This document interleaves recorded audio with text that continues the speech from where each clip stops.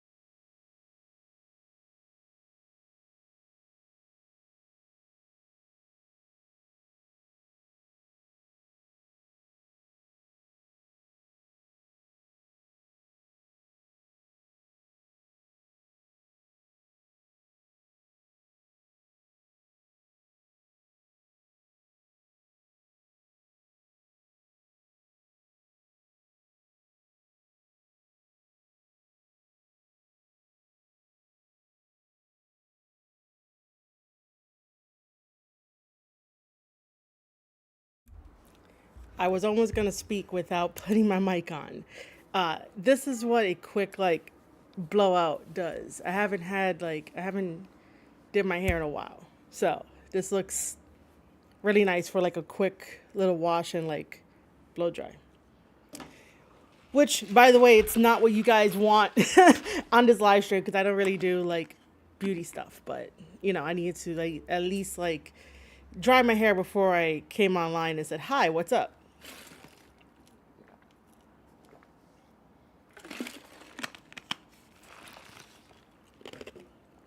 Okay. Now that I am refreshed. Denisha, what's up? Thank you for being in chat and being here. And Javi, what's up? Ladies and gentlemen out there on YouTube, what's going on? It's Marie Shadows. I missed you guys. I took a little bit of a break. Thank you. I took a little bit of a break to, clean my house a little bit and then just to relax from content creation for a little bit because sometimes you need a recharge. I could only be looking at something, but so long. But that doesn't mean that I'm slowing down or stopping anything like that. No, I'm not. It just means that sometimes you need a break. That you need a break from things. And it's okay to take a break if you're a content creator because sometimes you definitely need that break. And a lot of stuff has been piling up, even though I've been looking online in between stuff, like in between cleaning and stuff like that. So I've been looking online and man, does everybody want to be very, very, very, very performative online. This is why you don't trust everybody and you don't trust the dirt sheets and you don't trust the dirt sheets to basically try to represent issues for you that you want issues to be taken care of in the world of wrestling. But then again, just as a reminder that no company is perfect, no person is perfect, and of course issues are always going to be issues. We could always try to definitely try to take care of the issues. But it's always a work in progress. It really is. But the flip-flop between trying to be allies in very fake outrage and very performative outrage in IWC is sort of what the hell? So I would really love everybody out there to just take a chill pill. It's not as bad as it seems, and no one should be trying to make it a bigger deal than what it is, right? Because essentially it's a TV show that it's a product that's going to be made. It's the same way of how any other TV show that doesn't have a live audience, they make the TV show for they make the TV show according to the story that they want to tell, right? So you got to think of it like that in wrestling. But then again, if you're not liking what you're seeing, you can always, either start your own, or I do know that there are promotions, that are specific to what you want to see on the daily. Just because it's not on mainstream doesn't mean that it's not important. It's still important. There are promotions out there that you can go and try to help. Because typing behind the screen and on the phone is not really, being active. The whole definition of being an activist is to be active, to go out there and do it. If you feel so strongly that the issues that you want to be taken care of are not being taken care of, so why not go prompt up another promotion that is clearly doing that? And those promotions don't even get love. So, not that I want to start off this live stream with that. It's just one of those issues on the back of my mind of man, you guys will flock towards the dirt sheets to be the dirt sheets have my best intentions. The dirt sheets, know about these issues when they don't. They don't know about the issues. They don't want to know about the issues. They don't want to, connect with actual people that are hey, these are issues. Are they big issues? That's subjective to everyone. Everyone is different. Everyone thinks different. Everyone, they have their own thoughts and their own ideology and the way that they grew up and how they think and stuff like that. So each person has something different to present to the table. But in, well, I can't say that in reality, it's bigger to some folks than others, if I could say that. But again, I did not want to start this live stream off with that. It's just really stupid to see how bad performative everything is, and nobody can tell what's performative and what's not performative, and what's like genuine and not genuine. And then we still are in the same cycle of yelling at each other on social media in the IWC just for stuff. But yes, dirt sheets lie too much, and then they don't care to correct issues. They really don't. It's all about like, let me get that $5, guys. It's only $5. Just go to my Patreon, and it's $5 for wrestling news and stuff that should be free. That should be free to the public. It should not like be behind a paywall. That's just me. I don't think wrestling news should be behind a paywall. I think actual wrestling original content should be behind a paywall. You could paywall interviews. You could paywall, like if you go up to a wrestler and you be like, hey, I like to cook, would you want to like cook with me and then make like your parents' favorite like dish or something, or like whatever dish that they want to make, and like that could be behind a paywall, like, because that's original content. But putting news behind a paywall is not original content. I don't know why, that would be a thing. It's not even exclusive content either. It's not like, oh my God, guys, I got the best scoops, when it's like, we know that. We've been know that already. But I guess this live stream is just going to be me just talking about a bunch of the shit that I've seen on Twitter. And yes, we are only streaming this on youtube.com/Square Circle Podcast. And if you have not joined the family, what are you doing? Like, come join us, come talk about wrestling. I break down professional wrestling matches when I get the time. Of course, being on YouTube is sort of a little weird to try to break down a wrestling match because copyright issues and all of that when it is an educational purpose video. But of course, people are just very quick to be like, copyright, when it's like, I'm trying to explain wrestling here. We talk about, a bunch of things. We talk about New Japan Pro Wrestling, WWE, a little bit of AEW, my adventures with MOW since I'm part of Media Press. So if you like any of that stuff, oh, and by the way, I'm a former WWE employee. I used to work on the WWE network back in 2018. So if that, excites you, if you're watching this on the VOD after the fact, then hit that like button. And not only that, hit that follow button. And we are trying to get into YouTube Partner Program at this very moment.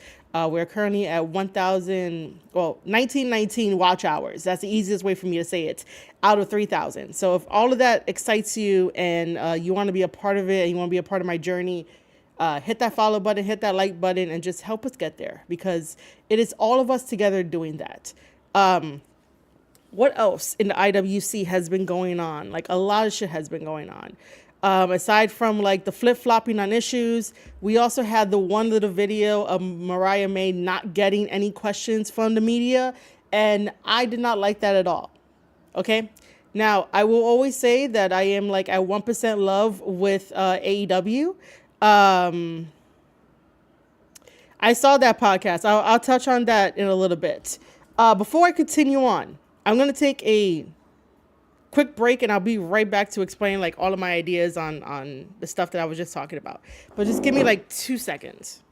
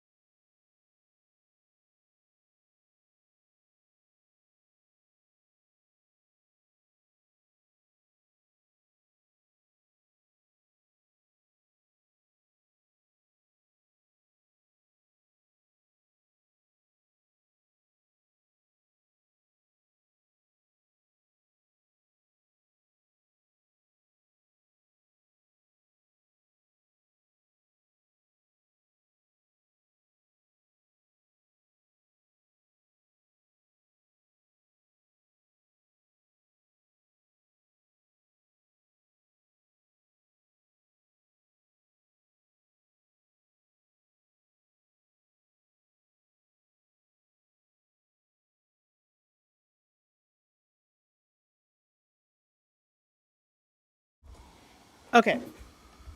Uh, so before we get into the whole Duke thing,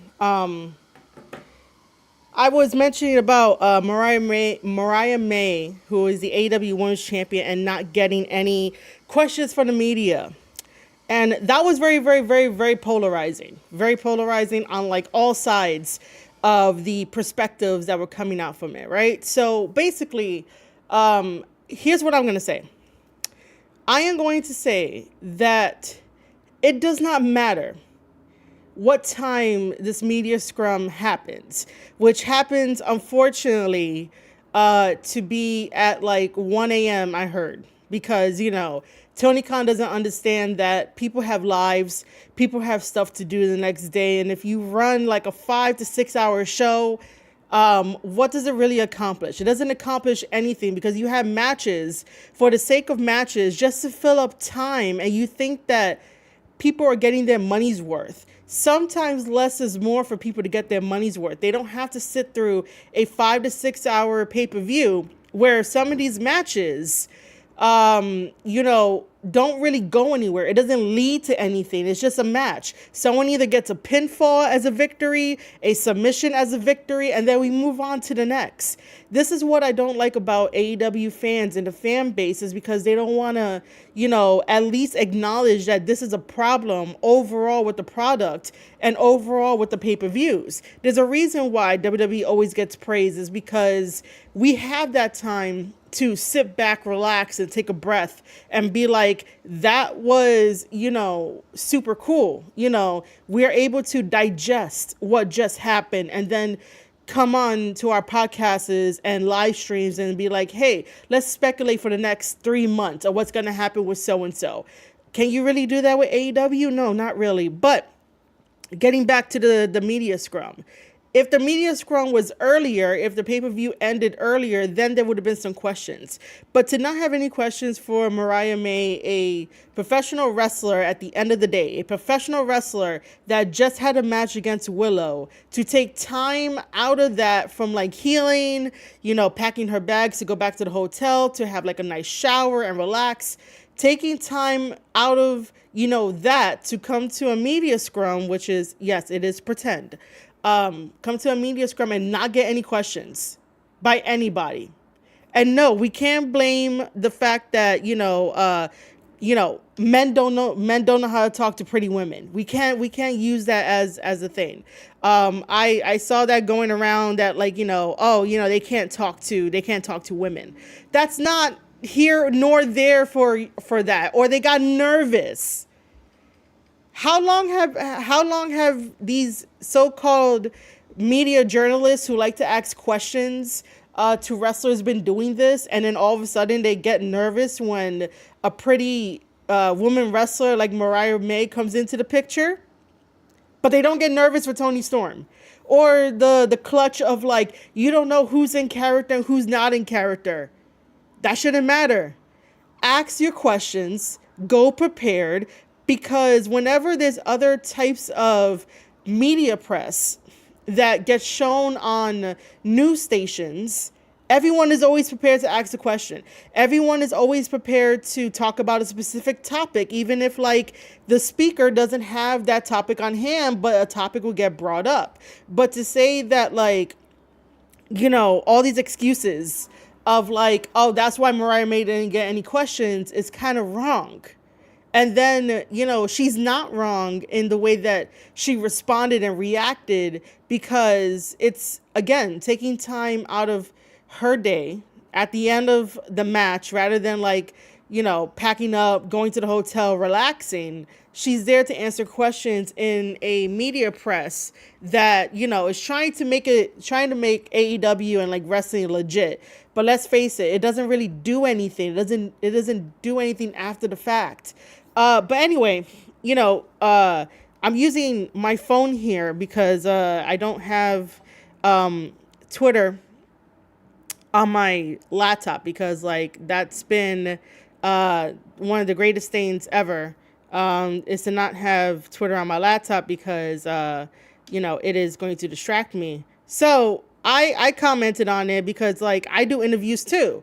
And, before I got into doing interviews, of course I was nervous. Of course I was, scared because it's like, you're asking these people that you admire and you're like, oh my God, they're so awesome, these questions. And, you don't want to say the wrong thing, especially when you grow up basically watching like a lot of shoot interviews and like just watching a lot of stuff. And like your brain does this thing of like, oh, don't say the wrong thing, kind of thing. I should have bookmarked it because I've been tweeting a lot. It is no longer, okay, hold on.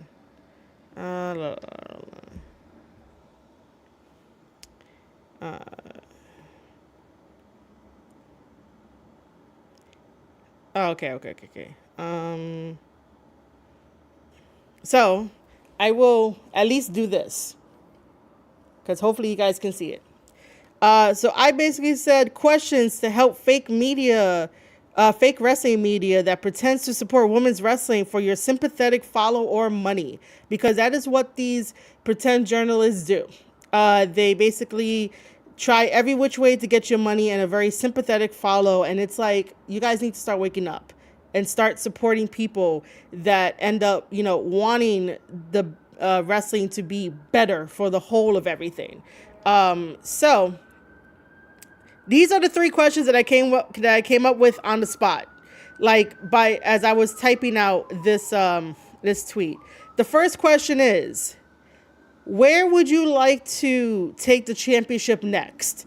Right? Because it feels like every time a champion in AEW has matches with everybody, it feels like they go through the whole damn roster, even though the roster is like completely stacked, right? So like, where would you like to take the championship next? This allows Mariah May to answer it as if like she wants to go to Stardom. She wants to go somewhere else in a different country and stuff. So like, this gives her the chance to tell us where she wants to go. Question number 2, what do you look for in the next opponent, right? She beat everybody. So, who else left is there? And then like, what does she look for in the next opponent? And if she says, what she looks for in the next opponent, then, that person can like come out of left field and be like, I challenge you. Number 3, what are 3 lessons you learned while being champion? How is this so difficult? But yet then the wrestling media will ask like very, like what I believe inappropriate questions sometimes.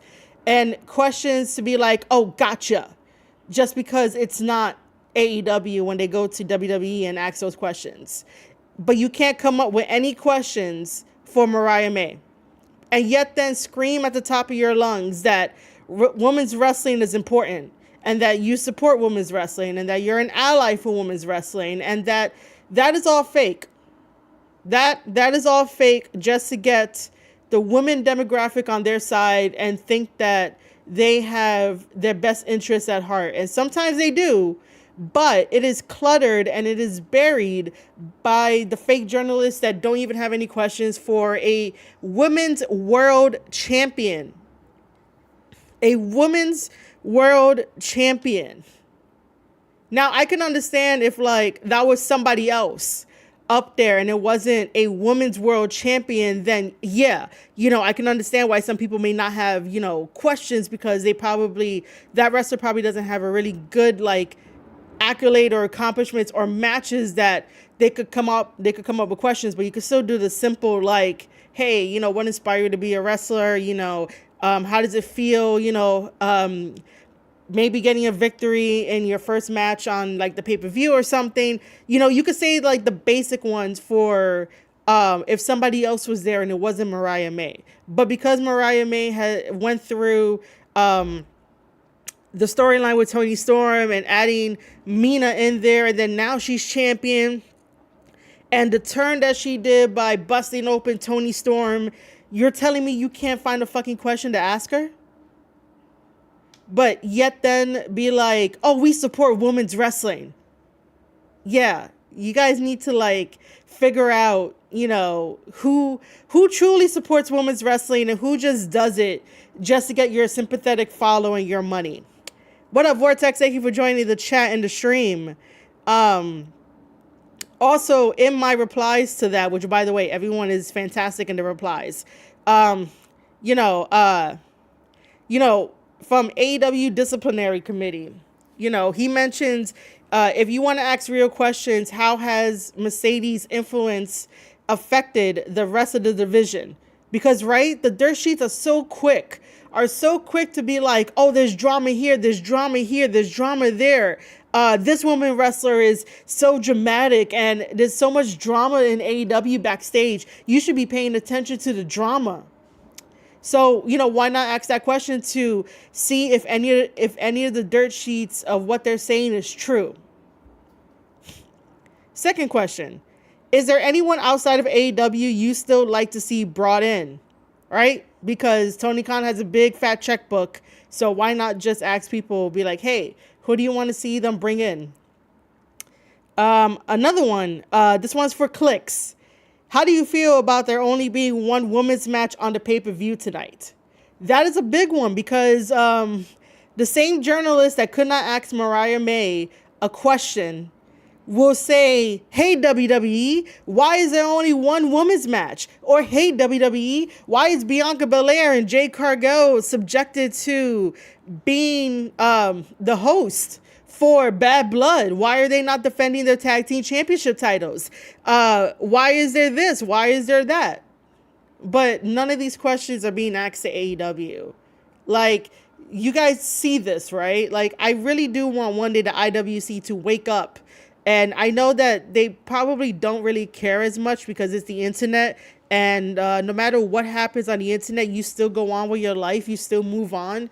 But for the most part, we have a lot of people that say a lot of things and then, don't really do anything to make a better wrestling environment. And when I say a better wrestling environment, I mean like less arguments probably, but more for the fact of like, to push the fact that they truly want women's wrestling to succeed, and that maybe they have to start looking at things from a bigger perspective rather than like a very micro perspective when it comes to, hey, WWE, there was only one women's match. Why? Explain that. Or, hey, AEW, there was one women's match. Why? Explain that. Like, there's a lot of factors. There should be women's wrestling on like the shows.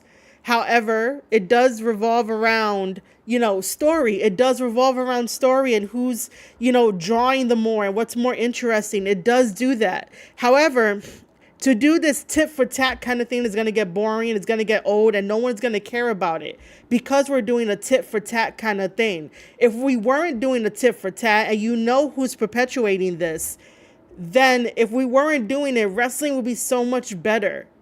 And then I could finally say, enjoy wrestling. But at this very moment, it is the most divisive thing that we have is when the dirt sheets and people who don't care about women's wrestling, when they say that they care about women's wrestling, will be like, hey, WWE, why is there only one insert whatever here thing? Or not even to AEW, because it's always WWE's fault.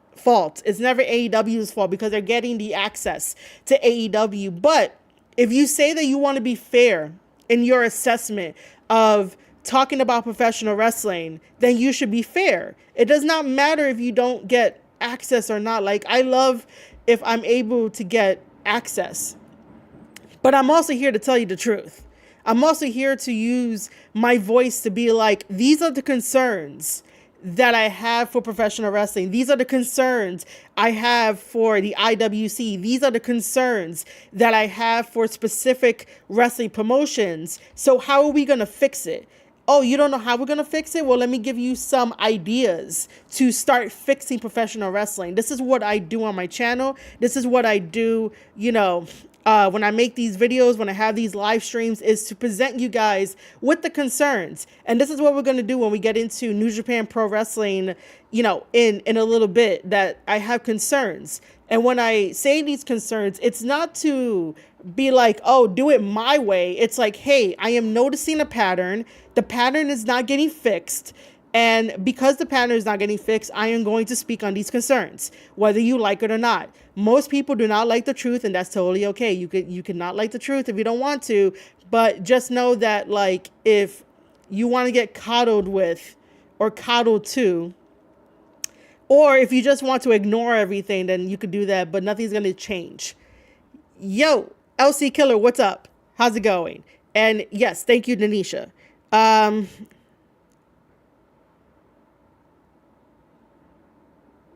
Okay, so some other questions for that, just to wrap this up, will be like thoughts on Willow, because she just Mariah May just had that match with Willow. So I would ask her, like, did you end up changing how you trained in order to fight Willow? Because obviously Willow is a bigger girl than Mariah May, you know, or did Mariah May study any other women's tape to help her get inspired in order to form like a plan to beat Willow or something, stuff like that. But no, wrestling journalists want you to believe that they are on your side, and that's it, when it's not true. It's not difficult to ask any like questions to a wrestler. It's not. There's also another thing that I had commented on, and I will say it again, that I had interviewed Clark Connors. Oh my God, I can't believe I fucked up his name. I interviewed Clark Connors in character the second time around. The first time around wasn't too much in character, but either way, like, I truly love Clark Connors. Clark Connors is the fucking man, and his tag team partner is too. But when I interviewed Clark Connors, I did it all in kayfabe. I did it all in character. And that shit was fun. So if you're having trouble, and you are part of wrestling media, if you are having trouble with asking questions to wrestlers, keep it in kayfabe. You watch the product, obviously. You guys are reviewing AEW and giving them glowing reviews. So, you're able to ask them any kind of question that you want because you follow the product. If you didn't follow the product since like day one, don't worry. You can still ask them questions too. Just keep it very simple. Like, hey, what inspirations, got you into wrestling?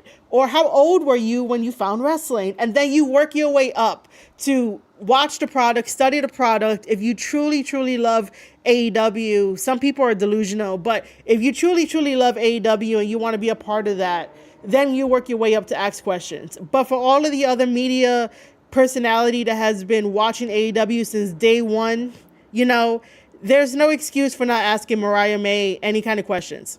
No excuse at all. Because this is a very important topic, only because there are a lot of interviewers out there, myself included, that will, love to have that access that these people have, but they don't like to put in the work. When you put in the work, it feels that much better. That's what I would say. It would feel that much better when you put in the work, but these guys just get the freebie pass. And no, I'm not saying that because I don't get the freebie pass. I want to work for my shit because I like working for what I want, and I'm very particular for what I want. And like who I want to help out, and like knowing that if I help somebody out, I will be considered useful. If you guys don't know, John Cena was recently on Kai Cenat's. He was on Kai's stream to promote the McDonald's Big Chicken McMac. I totally fucked that up. But you guys know where I'm going with this, right? John Cena put, some advice out there very elegantly, the way that John Cena knows how to. And the one thing that stuck out with me was that he said he wants to feel useful. And I think that after being a wrestler for so long, right? Being a wrestler for so long and entertaining us and, going off to Hollywood and doing what, he does. I think that that's how he came to the conclusion that he wants to feel useful. And me, as Marie Shadows, right here on the Square Circle podcast, and loving wrestling the way that I do, and basically like pouring my passion out to like everybody out there that's watching this video live or on the VOD, and then joining me in chat and all the friendships I made along the way. All I ever want to do is like be useful to wrestling companies, be useful to everyone that's in chat, be useful to whoever wants my advice on how to maybe succeed in the world of wrestling and also in the world of streaming, podcasting, and stuff like that.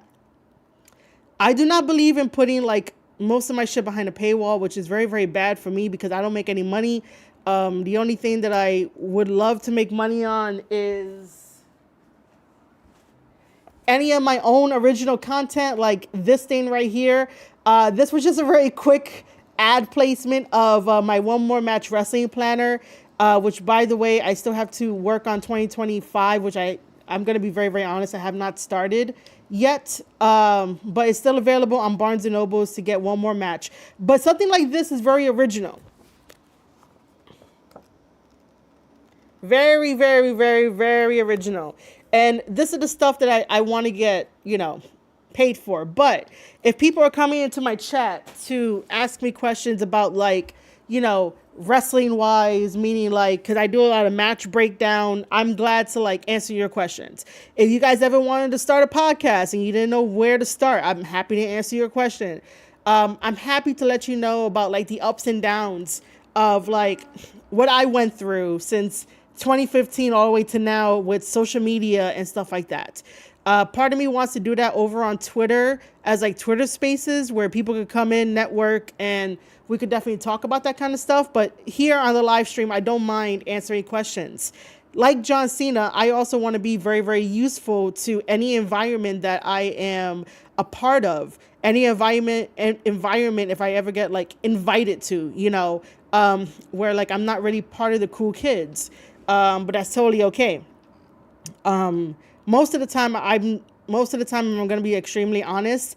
I am still a loner at heart, but I still want to end up being useful, and being in professional wrestling is like what I love to talk about. Calling stuff out if I need to call stuff out, talking about things that, I want to talk about, providing information and ideas and brainstorming and stuff, and letting you know like what's good, what's not good, or how can we make it better. That's the whole point of my channel, is to make things better in wrestling, because for far too long the dirt sheets that end up going live, like it's all a bunch of fluff. It's all a bunch of fluff, man. Like, where is the realness when they go live, right? Anyway, with that being said, if you guys are enjoying what I'm talking about and getting value out of what I'm talking about, hit that like button right here on youtube.com/Square Circle Podcast. Aside from the Mariah May thing,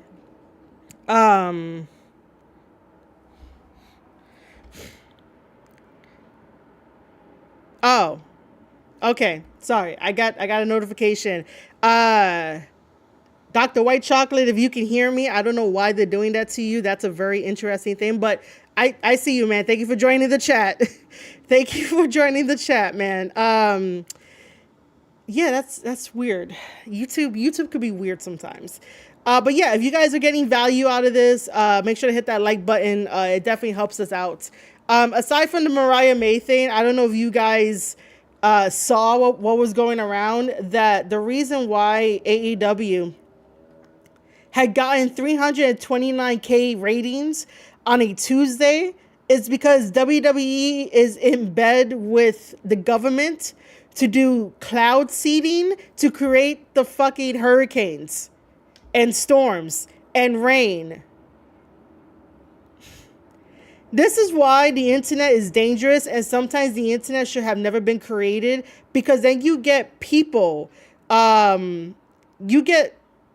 that say the stupidest of shit, and you can't do anything about it because they're typing behind a screen on the laptop or a tablet or a phone. And it's like, you really think WWE is so concerned about AEW like that they're going to somehow, call up the government and be like, hey, government, what's up? hey, our so-called competitors called AEW. I don't know if you heard about them. Oh no, you haven't heard about them? That's okay. No one has either because they have 329K in ratings. Oh yeah, that's so bad, you know. They can't win like us. So, I need you to manufacture some cloud seeding. What? WWE is not taking time out of their day to call up Congress, to call up the government, to be like, hey, I need you to press, I don't know, that button to create fake storms and shit. That's not how nature works. Nature is nature. Stop it with the conspiracy theories. Like that right there, I would call it a conspiracy theory that like we can create that kind of stuff.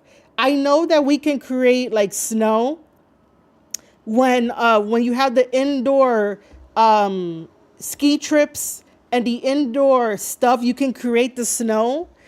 But if we could have created storms, that means that over in the desert part of the world, they will not, have a drought. When we come to the extremely hot summer months, nobody will have a drought.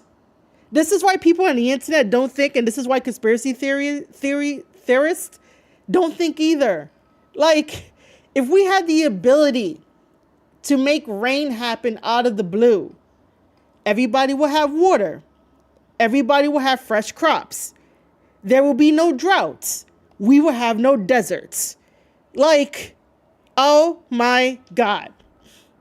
The internet is crazy. It's crazy, it's stupid, and AEW fans wanted to just say some shit, get people upset, and basically try to push this as if like WWE is going to be like, yeah, I need you to do that. Yeah, go ahead. This is why they have 329K ratings. No, they have 329K in ratings because nobody wants to sit there and watch AEW the same way that they did years ago, and then they don't want to take accountability for stuff that they did and maybe stuff they didn't do. And once they start taking accountability for all the drama that the dirt sheets put out, and the dirt sheets don't help because not all publicity is good publicity. The moment that they start taking accountability for everything that has been said on the internet that AEW has done, the moment they start taking accountability for that is the moment that they can start rebuilding the trust with the casual fans and the day one fans. I am a day one fan. You can start rebuilding the trust once they start, basically amending and taking accountability for the shit that we know over the years. But no, did they do that? No, because Tony Khan doesn't understand consequences, and nobody taught him from a young age what consequences are and what consequences can lead to. Like, actions do have consequences. Some rhetoric has consequences. By a nation, we know what consequences are, but does Tony Khan know about consequences? No. Tony Khan knows that money could buy everything. Denisha, I appreciate that. LC Killer says, I give Dave Metzler the bird on X. I hear about this from Phil, that person is crazy. Yeah.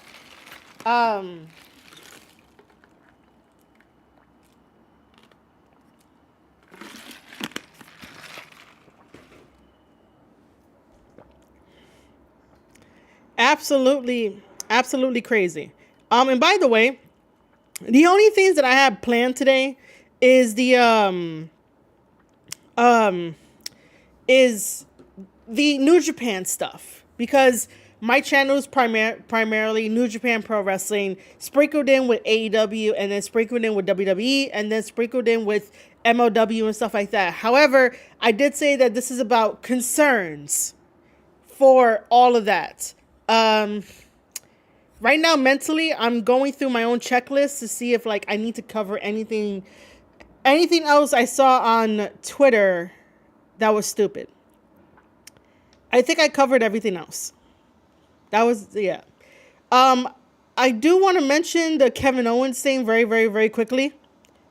They're doing wonderful with Kevin Owens. Oh, by the way, I guess we can talk a little bit about that. Okay, so again, I saw another uproar of, on Friday Night SmackDown last week where Kevin Owens came in to interrupt the female tag team championship title match that they were going to have. Which, by the way, I will say that I didn't like it either. I didn't like that Kevin came in to do that kind of thing, to like interrupt the ladies. And even though he apologized, like I understand, and he wanted to get his point across. He wanted to basically like call out Cody Rhodes, and that was the only time, and he took the time, and I get it. And I also get the other side too, that you just interrupted their debut. However, instead of being so emotionally charged, right? I took a moment to like relax, because I did find it kind of strange that Kevin Owens came out of nowhere to just like interrupt the ladies and call out Cody, and Cody didn't give a shit. Cody came out and Cody was just like, oh, we're gonna do this now, like we're gonna fight each other. And then Randy came out to try to calm things, and like Cody and Randy didn't care that the girls were out there and whatnot, because that this story, think of it like seeing red. So everything else doesn't really matter. However,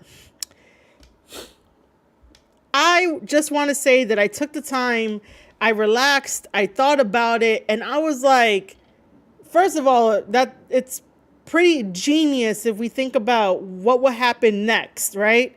Because after Randy forearms Kevin Owens, and Kevin Owens falls to the ground and has this like surprised look of like, oh shit, Randy hit me, right? I thought that it would have been like icing on the cake if Kevin Owens would have rolled out the ring, went over to the ladies of Lash Legend and Jakara Jackson, and basically tell them that this is Cody Rhodes' fault. Imagine if he went over there and in his anger and frustration, because he cannot explain why he did what he did, if he went over to the ladies and was like, this is Cody Rhodes' fault.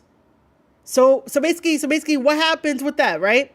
You start planting the seeds of brand new matches, brand new feuds, right? Because now the ladies were having in their minds of, oh, this is all Cody Rhodes' fault. Cody Rhodes is having Kevin Owens act like this. Kevin Owens didn't mean to interrupt the ladies. It was all Cody Rhodes' fault. So what happens is that because we know that Lash Legend is with Trick Williams, we know that. It's no secret. So what happens after that is that Trick is going to feel some type of way because his girl's debut got, cut in half by Kevin Owens. But in reality, Kevin Owens is redirecting any kind of anger that he has to give to the others to put on Cody Rhodes. And if you guys are following me, like, let me know if you're following me, right? So now what happens, right? We end up getting a mixed tag match sometime in the future that will have Lash Legend and Trick Williams versus Cody and choosing and a lady of his choice, a woman wrestler of his choice, and we have a mixed tag match. And then we could also do that with Kevin Owens, because again, while Kevin is upset, he could push all this onto Cody Rhodes, create more problems. We have fresh new matchups. We get to see Lash Legend in a wrestling match, even though it could be, a mixed tag match, but she still gets her spotlight on the main roster. Problem solved. Problem fixed. Everybody was up in arms, very emotional, and I'm like, guys, there could have been storytelling elements here that could have been planted. Was it wrong? 50%, yeah, it was wrong. Did it need to happen? No, it didn't need to happen, but It got everybody talking. So it wasn't that bad of a deal. It kind of looked bad on the surface, and even like maybe they wrote it down on paper, it looked bad. But that was one way that I thought that they could have, did that. However, both women, Lash Legend and Jakara Jackson, bounced back so well.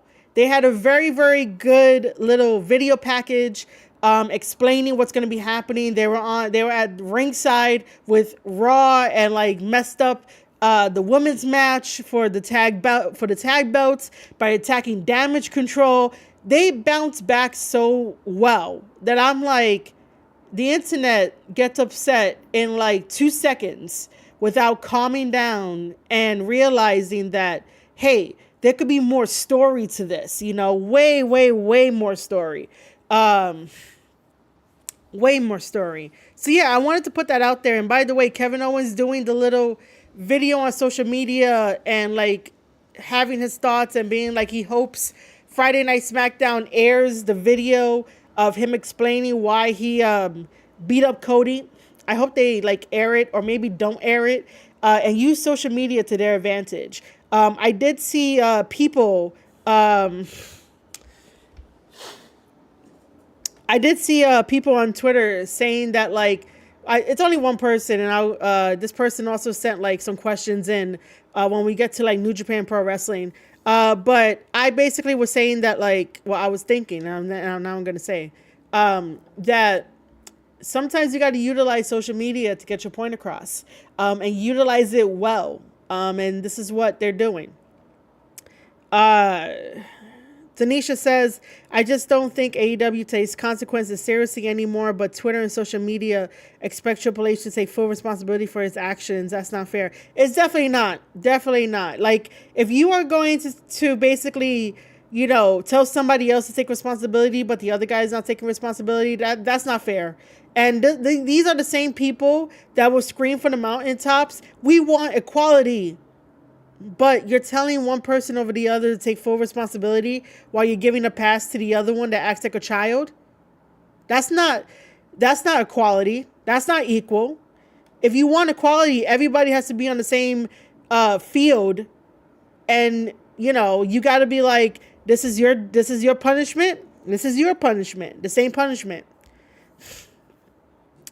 To be honest, I have no problem with Kevin Owens. I didn't have no interest seeing women's tag match. Yeah, I mean that could be a possibility. Not even a possibility, but that is your feeling. I mean, it's cool. All right, so those are the things that I wanted to go over. Now we could get into New Japan Pro Wrestling. Okay.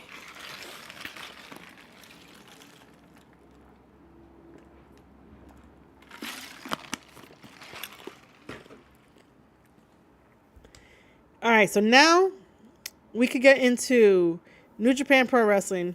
Let me just check something here because I have, as you guys know, we have Zack Sabre Jr. as our champion.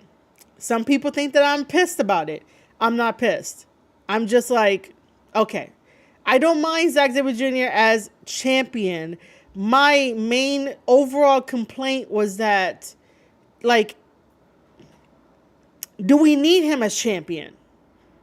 Is he going to do anything new for New Japan Pro Wrestling to almost get back to where they were? Because I know that I should not put all the responsibility on one man, because that's not fair.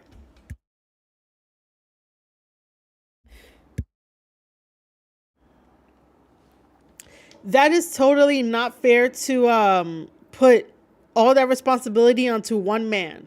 So, my biggest concern is that, like, will people gravitate towards New Japan Pro Wrestling knowing that Zack Sabre Jr. is champion? Like, will that be enough for somebody to buy a subscription? Nobody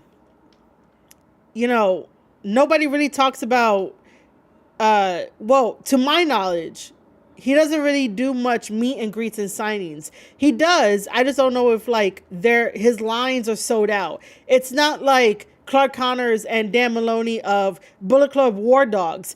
Every time New Japan Pro Wrestling announces on social media that they're having a signing and a meet and greet, oh my God, it is sold out.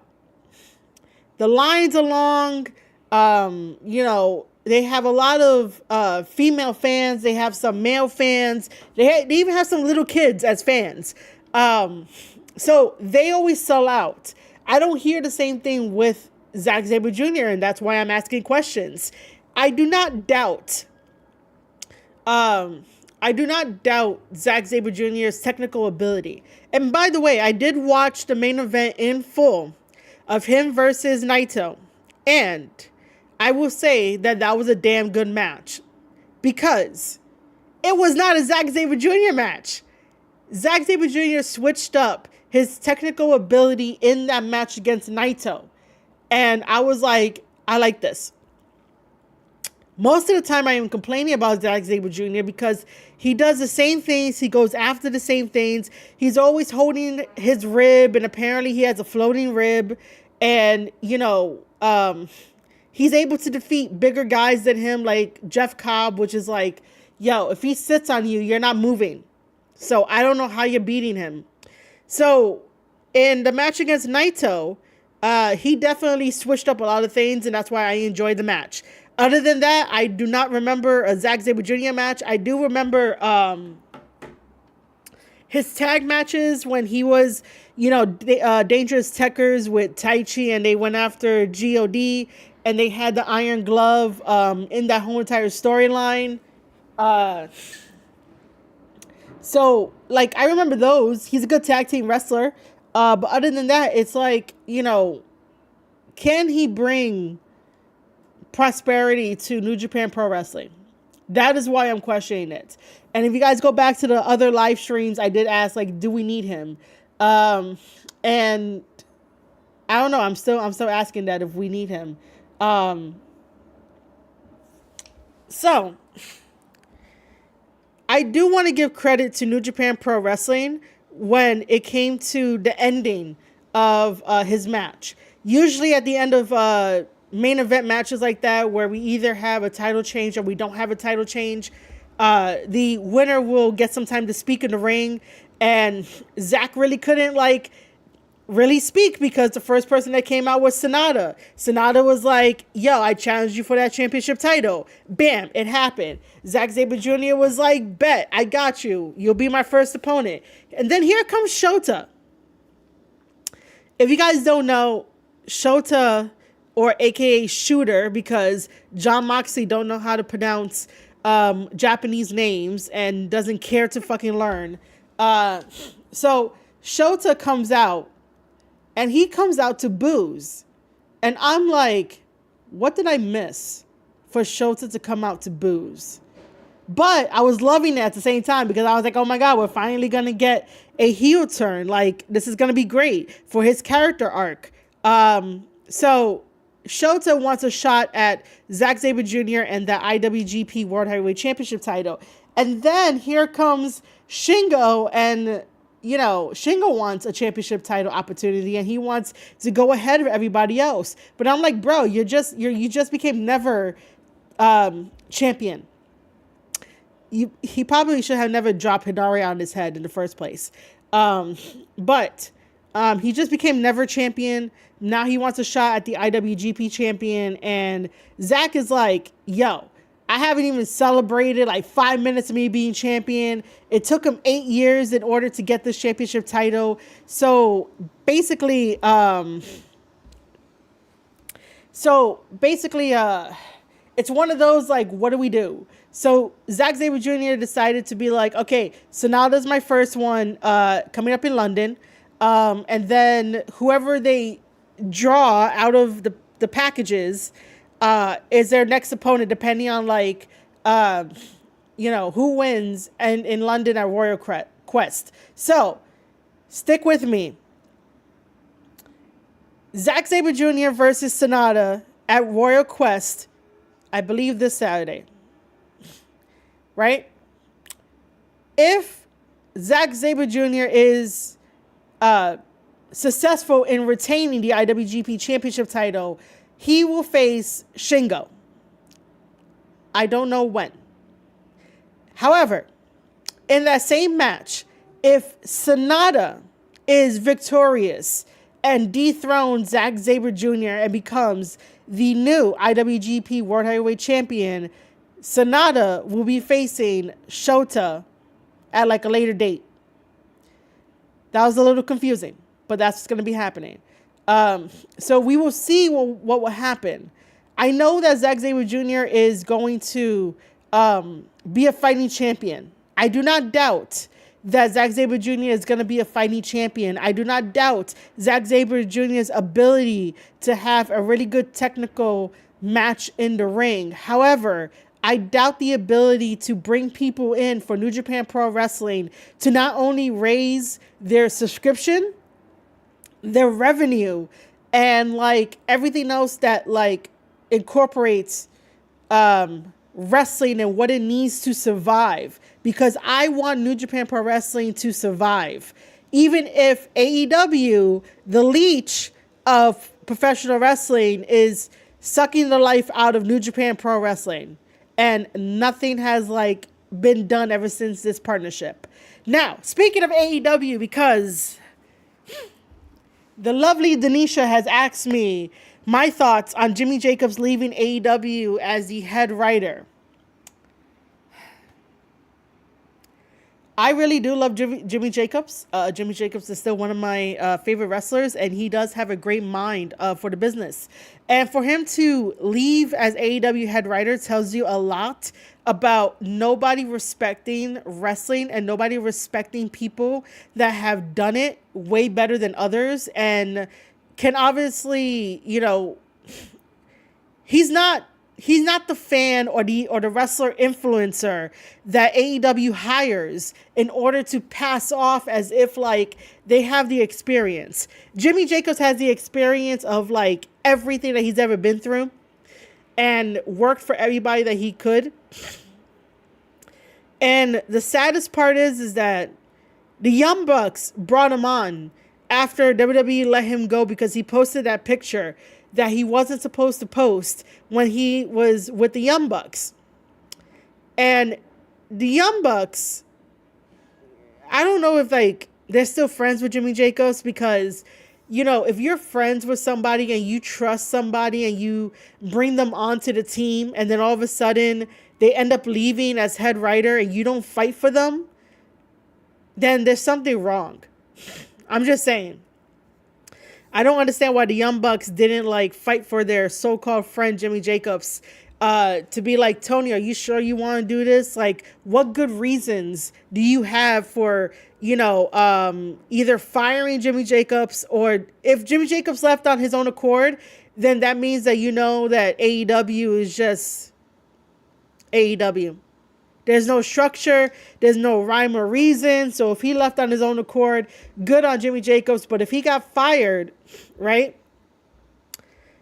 And the Young Bucks didn't go in there to be like, hey, let's talk about this. Let's find a solution. You know, then I don't know. They're like, you know, you could call them friends. But that should never happen. Because now you have crappy television. And crappy television leads you to getting bad ratings.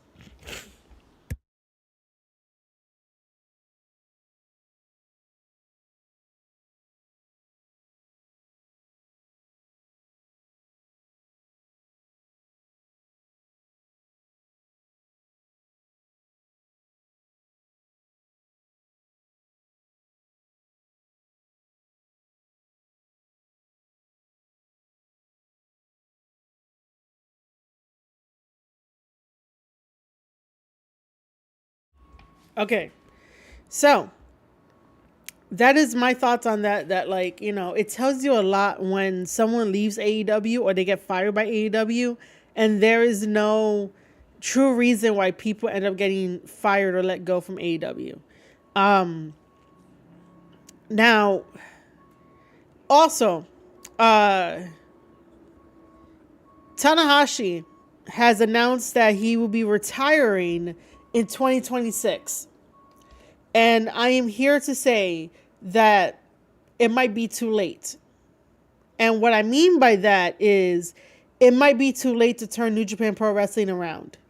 Because in my opinion, once New Japan Pro Wrestling was like, Tanahashi, we are going to make you the president of New Japan Pro Wrestling, that is when, unfortunately, his in-ring career should have at least sort of been like, it stops, right? Or it, he does the rest of his run and then like fully retires, because you cannot run a company while you are the president. And now I know somebody in the comments or even in the VOD or in the chat might say, well, Vince McMahon did it. Well, Vince McMahon was playing a character and he did certain things that was having him allowed to do that. At the time of Vince playing the Vince McMahon character and getting the championship title and being involved in this storyline and that storyline, right? WWE at that time did not feel the big void that New Japan Pro Wrestling is feeling currently, because Tony Khan decided to just sign all the big talent, didn't give New Japan Pro Wrestling nothing, and ended up, leaving a big void in New Japan Pro Wrestling. So that is why I believe that it might be too late by 2026 to bring up New Japan Pro Wrestling to where it once was. If he would have retired when they made him president, it probably would have been better as a choice, because now he could focus on actually trying to listen to talent, trying to maneuver the chess pieces to where they need to go and stuff like that. So in my opinion, Tanahashi basically saying he's retiring in 2026 might be a little too late to help out New Japan Pro Wrestling if New Japan Pro Wrestling continues to be in a partnership with AEW. Yeah, man. I've been wanting New Japan Pro Wrestling to team up with WWE, because WWE is, WWE and like TNA is profiting. WWE and Pro Wrestling Noah are doing well. So it's all good. But yeah, Tanahashi doing that, wanting to retire in 2026 is, they definitely need to get out of the AEW deal. Okay. I am going to be reading 2 questions that I think I bookmarked. And this deals with New Japan Pro Wrestling and stuff like that. By the way, guys, if you are enjoying the content, please make sure to hit that like button right here on Square Circle Podcast on YouTube. So I said that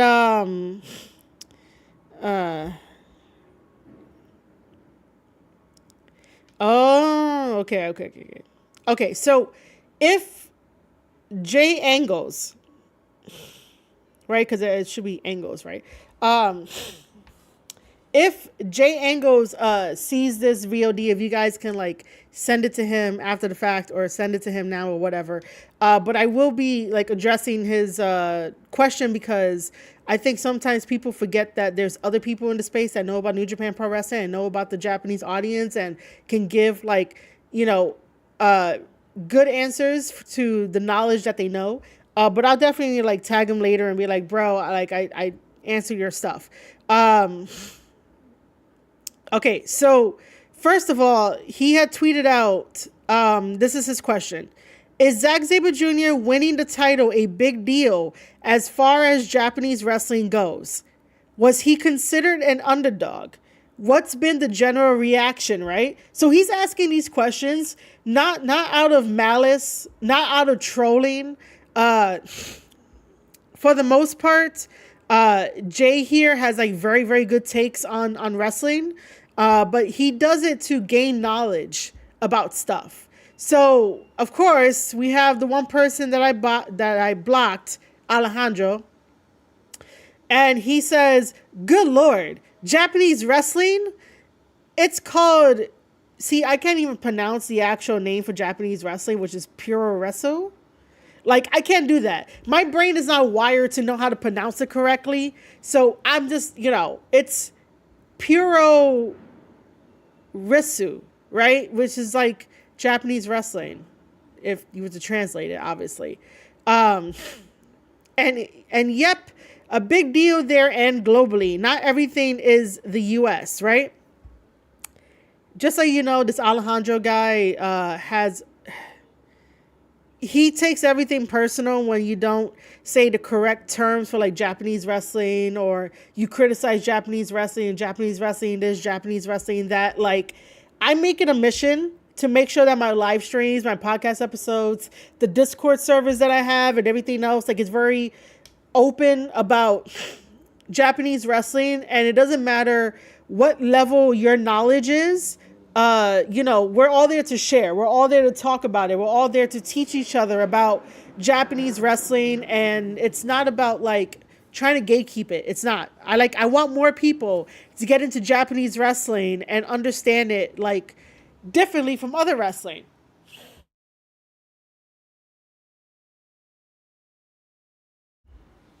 So he quote tweets that. It says, "Don't worry, I suddenly don't care for some strange reason. Can you guess why?" Also, he's from the UK. It's totally okay, dude. Totally fine. So I offer to answer his question on live stream right now. I just didn't know he followed up. So he had said, "Yeah, yeah, that would be cool." Again, I was just trying to show an interest and being open that I literally don't know. I saw that. Like, I understood. My experiences of Zack Sabre Jr. are from AEW, and I like his stuff. I wanted to know how fans took it, or like a comparison to a title win in WWE or AEW. You know what I mean? I know exactly what you mean, and this is my answer. For everyone that has been following Zack Sabre Jr., him winning the IWGP Championship title is a very, very, very big deal. From his co-workers to everyone that he met on the indies, like, it's a very, very big deal. That shouldn't like be taken away from him at all. So again, congratulations to Zack Sabre Jr. for winning the IWGP World Heavyweight Championship title. On the flip side, to me, I will always congratulate a wrestler for like winning the championship title, but to me, it doesn't feel that big. Just because it's like, I need more from wrestlers other than just being a very good technical wrestler. So that's why, like, I'm not jumping for joy at like Zack Sabre Jr. being the IWGP champion, because like I need something more than just like, okay, you could do a wrist lock. You could transfer that over to like a hammer lock and, lock up the legs and do a leg lock and, do an octopus hold and do all these holds that I know the name of. Like, I know all this. Show me something different. Show me something different in your promos. Don't talk like, don't add some weird shit. Like the last couple of times before this one, the last couple of times were like, talking about George Michael. Like, give me something other than like stuff that feels like it's an inside joke. I guess that's why I don't gravitate towards Zack Sabre Jr. because stuff that he does, it feels like an inside joke, and I don't know the inside joke because I'm not part of that crew and I don't follow it like that. I think I just had a breakthrough. However, to answer Jay, in a very general sense, yes, Zack Sabre Jr. winning the IWGP World Heavyweight Championship title is a big deal to everyone that has ever followed him on the indies, him included, even though like he has a 20-year career in wrestling and it took him 8 years to get that championship title.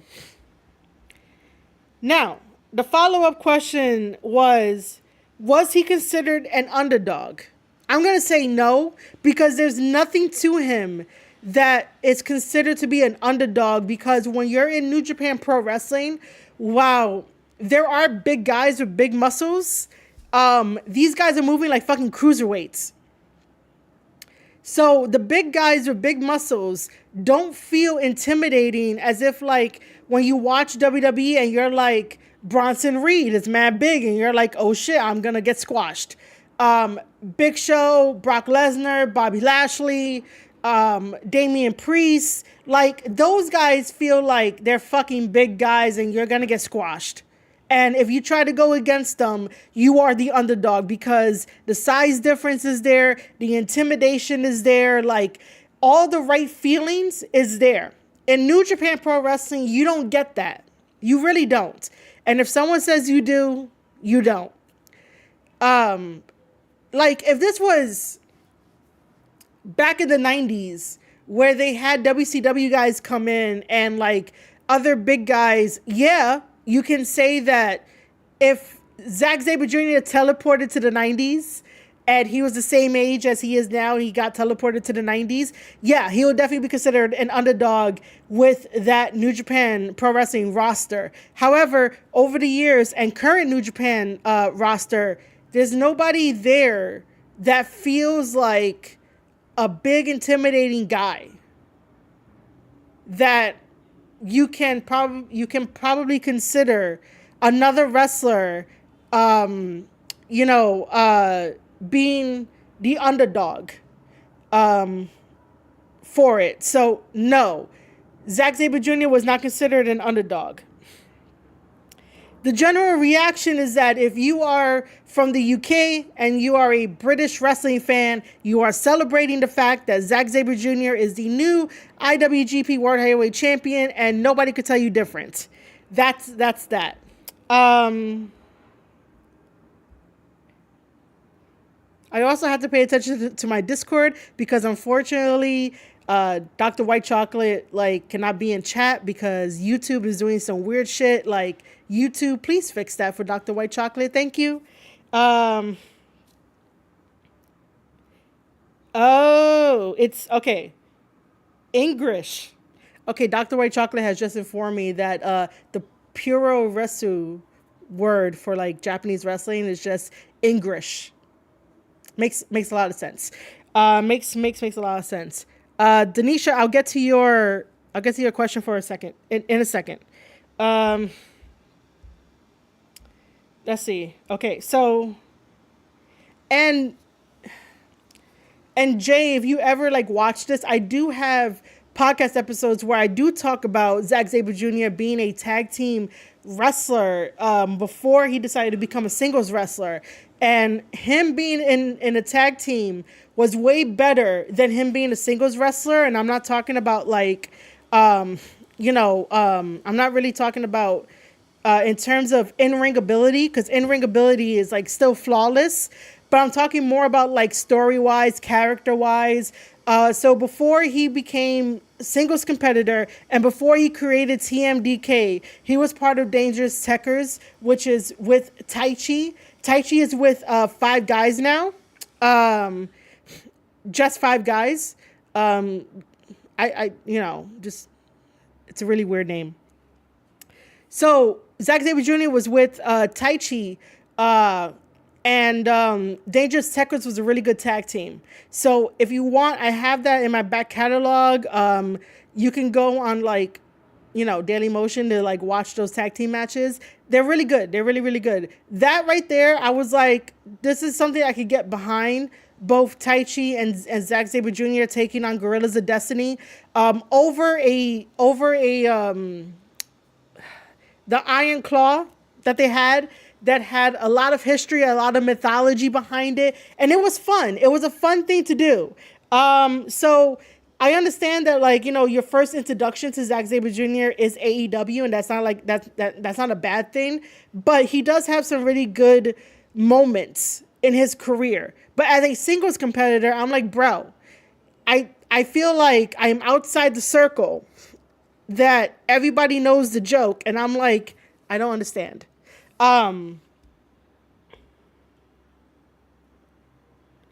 So, okay, I wanted to know how fans took it, or like a comparison to a title win. Basically, everybody celebrated. So I hope that explanation helped you out. By the way, if you ever want to learn more about New Japan Pro Wrestling, the Japanese wrestling, like I said, I try to use my platform, whether it is live streaming, if I go on like Twitter Spaces or on my Discord, like I don't gatekeep New Japan Pro Wrestling and Japanese wrestling. I want everybody to participate, even if like we don't get the terms right or we try to get the terms right. Like it's about talking more about wrestling and getting used to the fact that like there's all these different kinds of styles, but they do follow like the fundamental basics of like why wrestling is fun, why wrestling works, the emotional connection that you get with wrestling. So yeah. Jay, I hope that answers your questions. Now, before I get into the other one, Denisha had asked me thoughts on Maria's contract with AEW. TK has completely ghosted her. That was so ridiculous. Listen, man, this is what I was talking about. That you have Tony Khan, who says he's like the leader on stuff, and you can't return someone's call or text to be like, hey, I don't think we have anything for you, but I do wish you the best. Sorry, we're not gonna renew like your contract, like something small. But is that surprising? It's always when it comes to the women on the roster that Tony Khan ghosts them, or Tony Khan says something completely out of line and like nobody calls him out on it. Like, even with Ricky Starks, like just release Ricky Starks out of his contract and basically let him go to WWE. It's a little tiring seeing the reports go around and around and around when there's no resolution. Like, you're just holding them there. Like, why are you holding them there?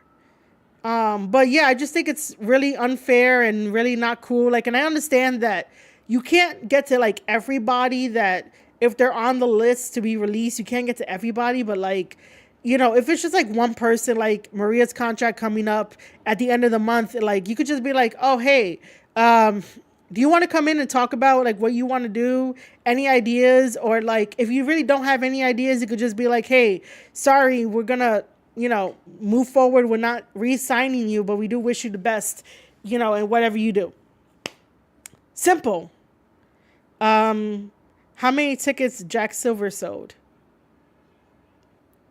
I feel like I should know who Jack Silver is, but I don't know who he is. You're gonna have me Google this. Oh, there was something else I wanted to talk about. I wanted to talk about the United Empire.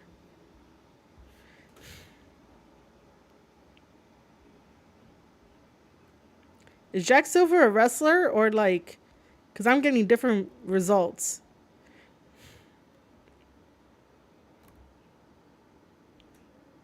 He has a Twitter, but I have no idea who Jack Silver is.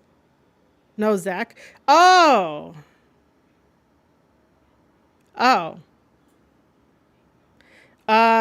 do not have that number. They do not like release the numbers for like tickets sold, even though I could probably like find it if I like did some research. But I don't know how many tickets Zack Sabre Jr. Sells.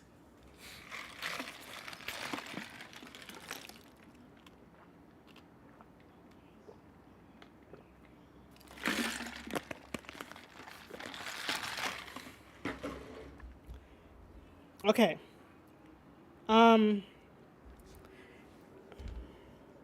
Now,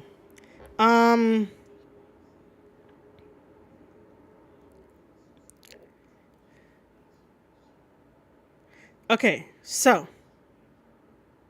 there's also another thing too that I wanted to answer, and if you guys are not following some X underscore error, please do so. He has really, really, really, really good takes on wrestling. So his question is, even though it was directed towards somebody else, but they have it answered. So I answered it for him in a way. So again, if you have not followed some X underscore error, please do so. That's their Twitter handle. What do Japanese fans actually think of Zack Sabre Jr. winning? So, on this channel and talking about New Japan Pro Wrestling, I do a lot of talking about the Japanese fans because sometimes American fans are very quick to judge, are very quick to make fun of Japanese fans, are very quick to be ignorant and stupid. Okay? Because Japanese fans are not the same as American fans. Over here in America, obviously, we know a lot more about wrestling than like we shouldn't.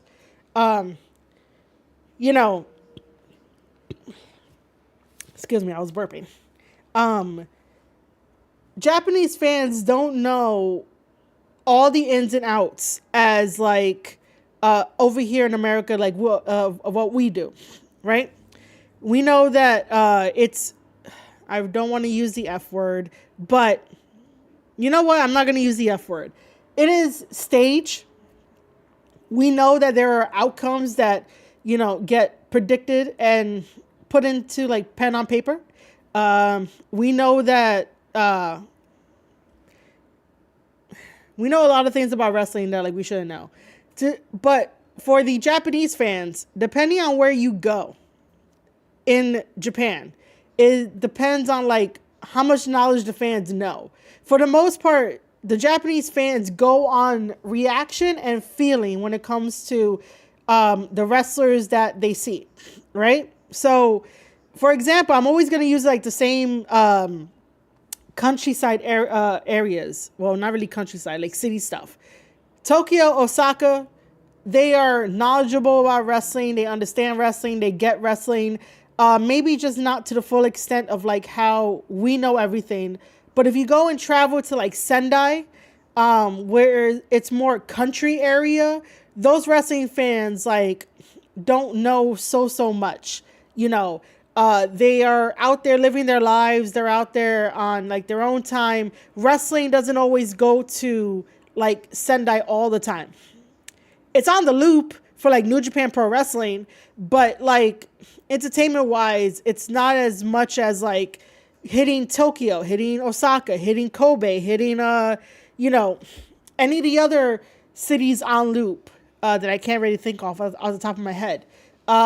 So in each city and on the suburban side, you'll get different types of fans. Now, for this past pay-per-view, the King of Pro Wrestling happened in Ryogoku, which, by the way, I should be like showing you guys a map on everything, but I do appreciate you guys listening to me.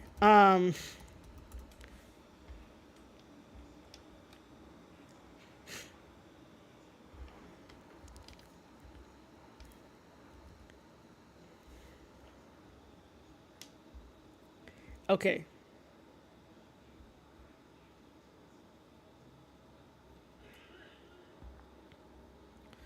This is going to be fun, guys. This is going to be fun. Okay.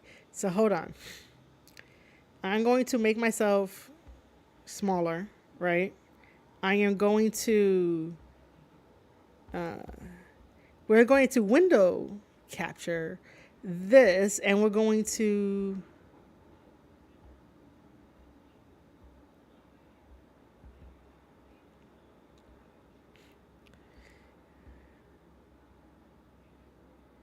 okay. We're going to have some fun. So now you guys can see it. Let me just make sure, you know.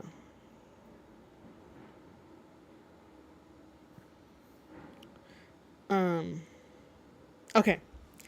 And there's some other great questions that some ex you know, sends me, and I'm like, those are really good questions.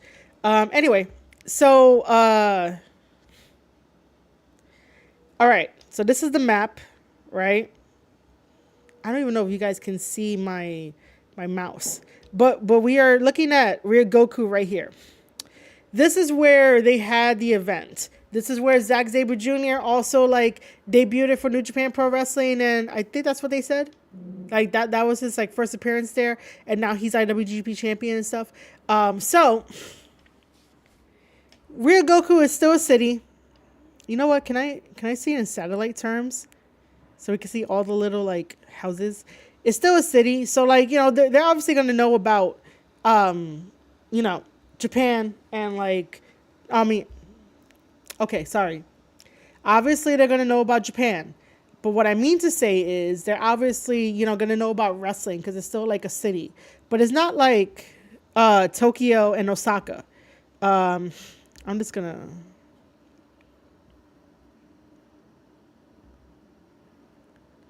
Where is everything else in terms of... Oh, they got the Imperial Palace.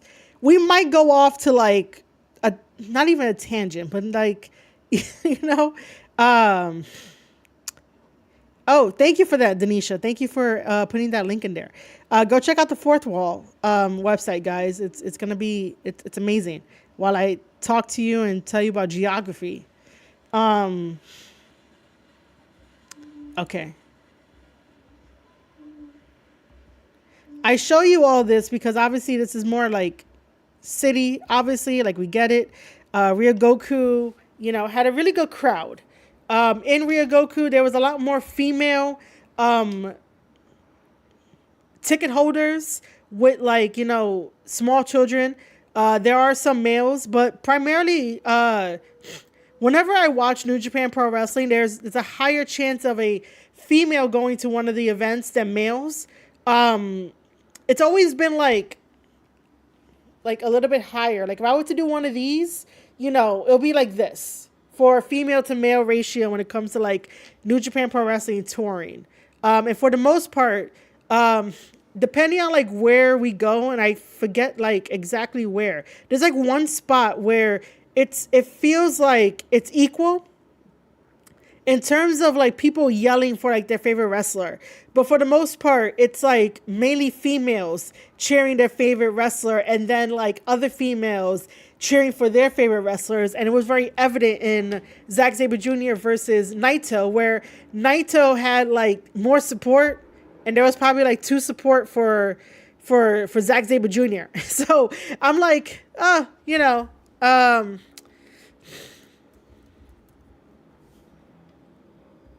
now, if we go over to Sendai, right?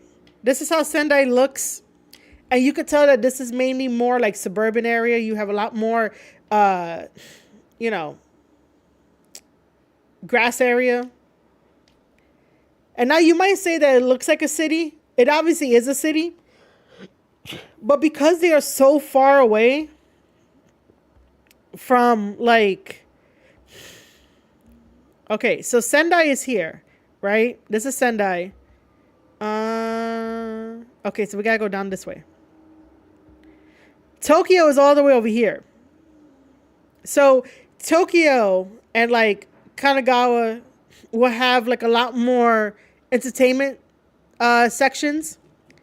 I don't doubt that Sendai, doesn't have that, but it's probably not as much. So like when New Japan is on their loop, right? I gotta go out a little bit more.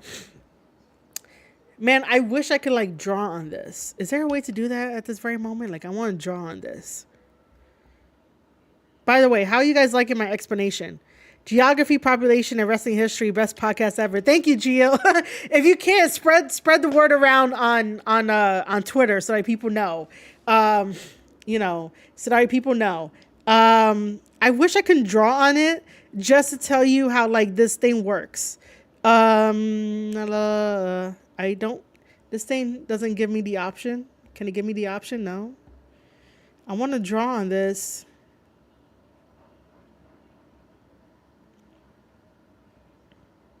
I gotta figure it out. Like after my stream, because I want to draw on this.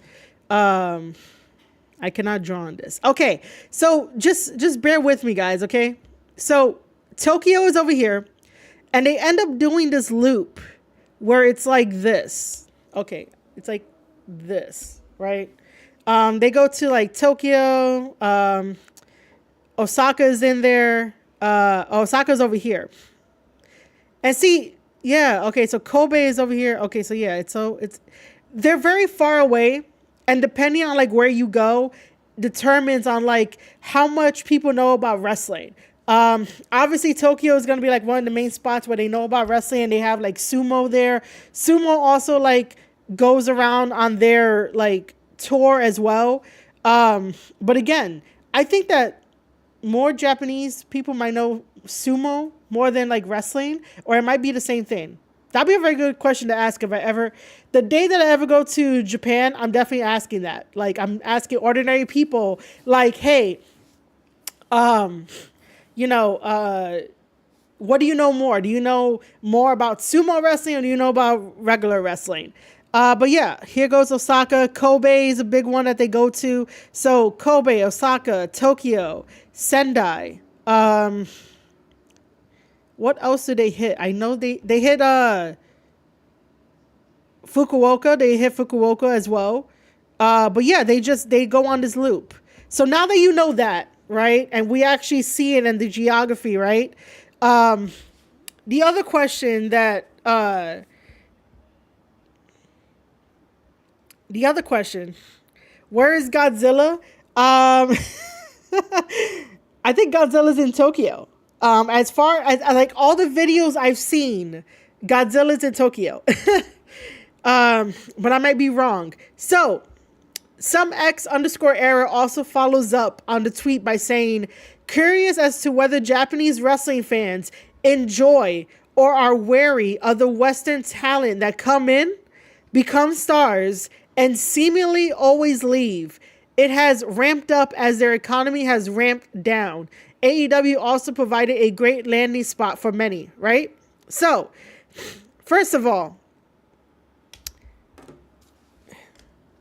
what it looks like on the surface level of that question is the following.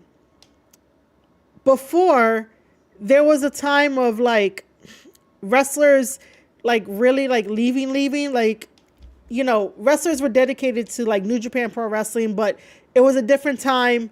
People were getting paid, and I understand that like maybe for this question, I do have to take into consideration about the money, because in the previous live stream episodes, I would say that you know, we shouldn't be using the money as a crutch. We shouldn't be using the economy as a crutch, because we know that it's bad already, you know, but there should be adjustments made for keeping people around. But I totally understand. Right? So, in the previous years, I don't even want to say the previous years. Generally speaking, Japanese fans know that eventually some of these wrestlers will leave for the better of themselves. Japanese fans are always going to be loyal. I think that because New Japan Pro Wrestling has the excursion for their young lions, Japanese fans don't mind if wrestlers leave and come back. Because they already have it into their mind that this wrestler's going on excursion, and maybe the wrestler that came in, the foreign wrestler that came in, was on excursion too, got to where they needed to get to, made those accomplishments, and then decided to go somewhere else. So I don't think like, I think it's half and half. I think it's a double-edged sword that Japanese fans understand and also feel a little bit sad, but then also get happy when like, you know, they start cheering for new wrestlers, if that makes sense. It does seem kind of unfortunate, because like just recently, the Great Okan has some thoughts about this, about like wrestlers going there and then leaving for the bigger bag and getting upset that like, hey, you know, where's your loyalty? Because you also have to remember too that Japanese fans and Japanese in general are very loyal people. You got to give them your word, man. And like, sometimes it might feel like you break it, but in the end, I believe they want what's best for the wrestler. And they have like the commentators that do the commentating in Japanese for AEW, which is not really doing anything. It really isn't, but it is helping fans realize that they're still good. You know, they're in America. They're doing well. But it's a give or take thing. And that's going to be my answer for you. I think it's a little bit of everything where, like, again, because we have Excursion, Japanese fans already know that wrestlers go and they come. Or they do feel some type of way, but they're still happy for the wrestler over here in the States, and they will find a new wrestler to cheer for. That's a very wonderful question, and I hope that, like, I answered it to the best of my ability. But I do think, like, it's like a triangle effect. There's like 50% this, 50% that, 50% that to create what they could be feeling. But I could say that after watching the fans for like so long, that they care. But they're always going to find someone else to like cheer and be happy for. Gio says, from what I've seen, Japanese fans usually like or at least welcome outsiders. They do. Hey, John Smith, what's up? Welcome to the chat. Zack Sabre Jr. winning the IWGP title is a countdown until he leaves for AEW. I do not think he's going to AEW. I don't think so. Because every gaijin that pledges their undying loyalty and wins the top belt in New Japan eventually exits AEW. And that's because Tony Khan can open up his book and sign checks and honestly cash them. This leaves New Japan Pro Wrestling scrambling to find another replacement to replace their previous replacement. Yes, I have definitely been talking about that. Yes. I will say that I don't even think Zack Sabre Jr. is going to AEW. This guy does not flip-flop on what he wants to do. If he goes to AEW, I'm going to be surprised and shocked as anybody else. But for the most part, I do not think he's going to AEW at all. Just because he is a guy that, as much as I don't understand him, he is not a hypocrite inside, and waving a bag of money in front of him is not going to change his beliefs or morals. Like, this guy has been doing great with the salary of what New Japan Pro Wrestling pays him. So he's not going to AEW. And if he does go to AEW, what is he going to do? Nothing. He's not going to do anything. Man, it's not going to do anything.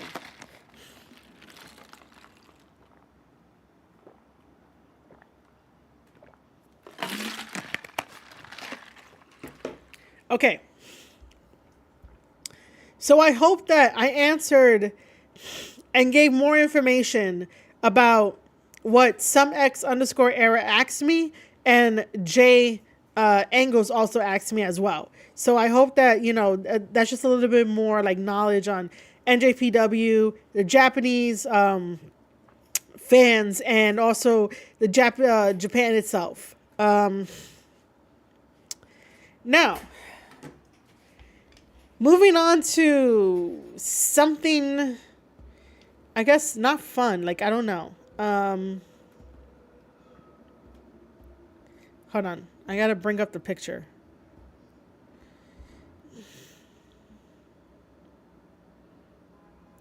By the way, how are we liking the stream so far? If you enjoyed the stream and you're getting value out of it, make sure to either share it out if you want to, or hit that like button and basically, click the follow button if you haven't. Why is this like this?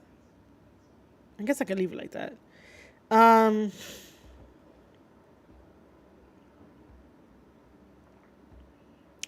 Okay, so Will Ospreay. Thank you. Tony will put him in Ring of Honor.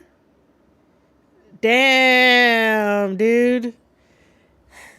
Ring of Honor is where careers go to die because no one really talks about, like, what people do on Ring of Honor. Some people do, but not everybody. Anyway, Will Ospreay.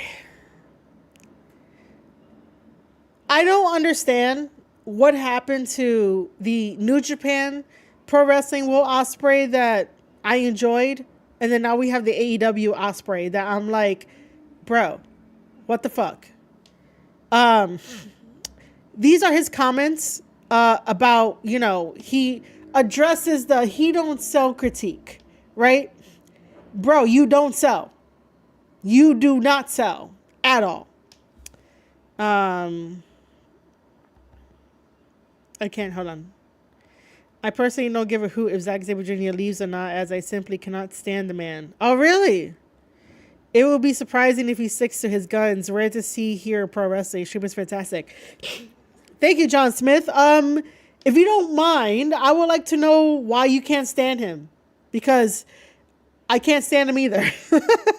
Like, I genuinely just want to know. Like, throw it out there, man. I just want to know. While I talk about Will Ospreay. Will Ospreay, you do not sell, man. You don't sell. You were selling better in New Japan Pro Wrestling than you are at AEW. I don't understand it, man. Okay. Okay, so Ospreay was recently on Masked Man show, to which Ospreay is responding to the critique of he does not sell. And I'm going to read it. I just feel there are different aspects in what people say with selling. If you understand and look at the backstory that I go through, who were the guys that I was training alongside? Okada, Ishii. You don't think at any point in those training sessions and Japanese camps where you land on your fucking head and they be like, get up and just swing. If you don't have that small burst of energy before you're about to do something, they're going to get the upper hand and win. I say to all those people who say you don't know how to sell, you don't know the backstory, you don't know how I fucking got here. You've never been in a situation where you've been in a moment where if you don't put your fucking foot on the gas pedal, you die. To those people, I get where they're coming from. I understand, but if you pause your opinion for a second and take a wide look at the arena, they're standing up. You can't tell Picasso how to paint.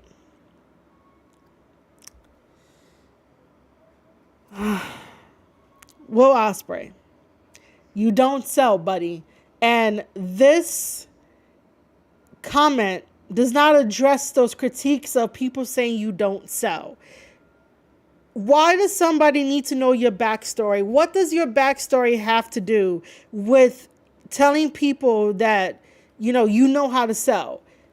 This comment here tells me that you didn't learn anything.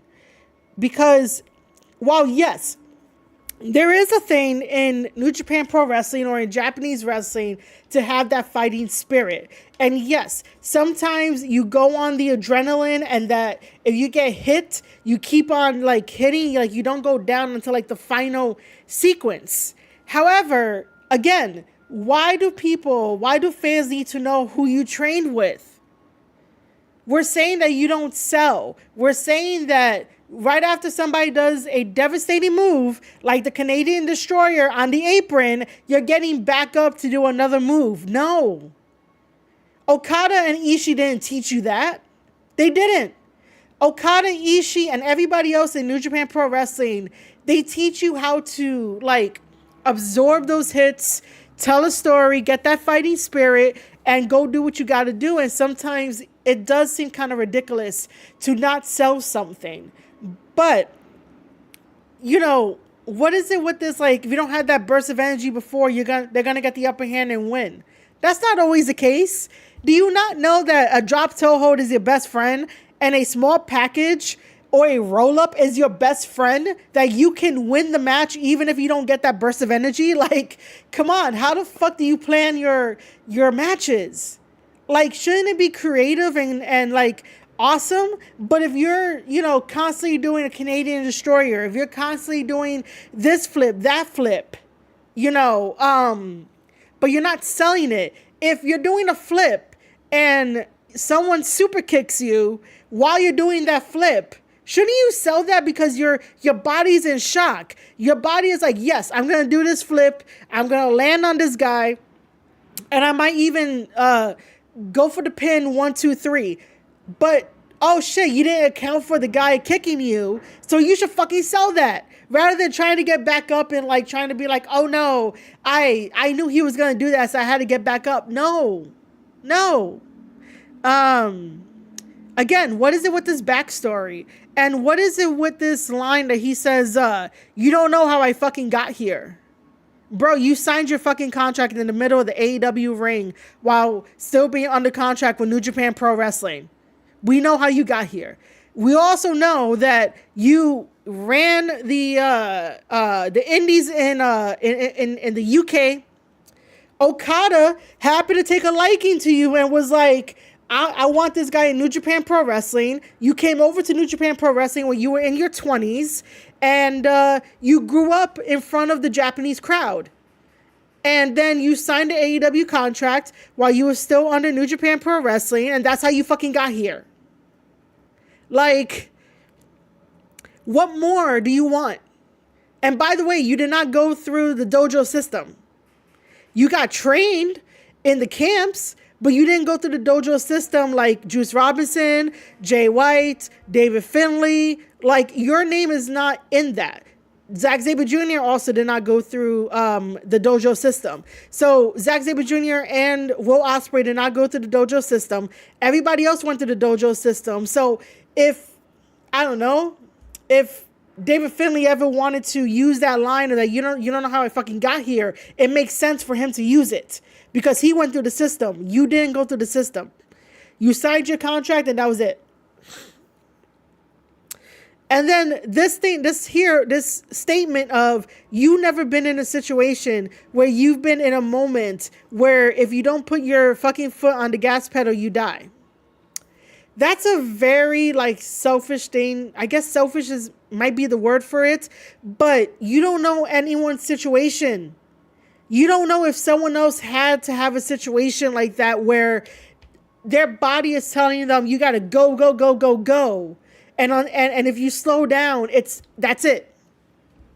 You know, like, you can't be that reckless with what you're saying just because people online are telling you that you don't sell. Stick to the topic. Stick to giving examples about like, oh, I don't sell because of X, Y, and Z. Oh, well, let me give you a little information as to like what happens when I'm supposedly not selling. But no, you're not doing that. You are attacking the fans by saying some nonsense of stuff that you probably don't mean.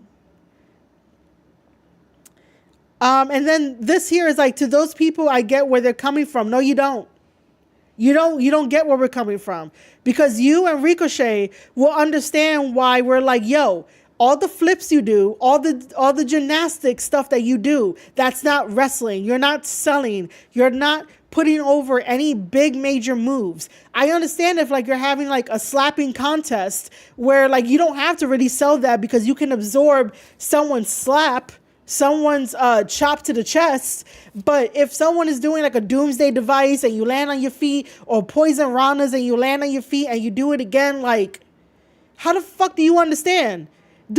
You're landing on your head. Your head is very sensitive. Your neck is very sensitive. Any wrong move, you could fucking die. And you'll be like, oh yeah, I understand you guys. I understand where you're coming from. No, you don't. You don't do that. You don't understand. Because then if you did understand, this comment wouldn't be so tone deaf as to like why you don't sell. So you're trying to tell us that a poison rana, doesn't hurt.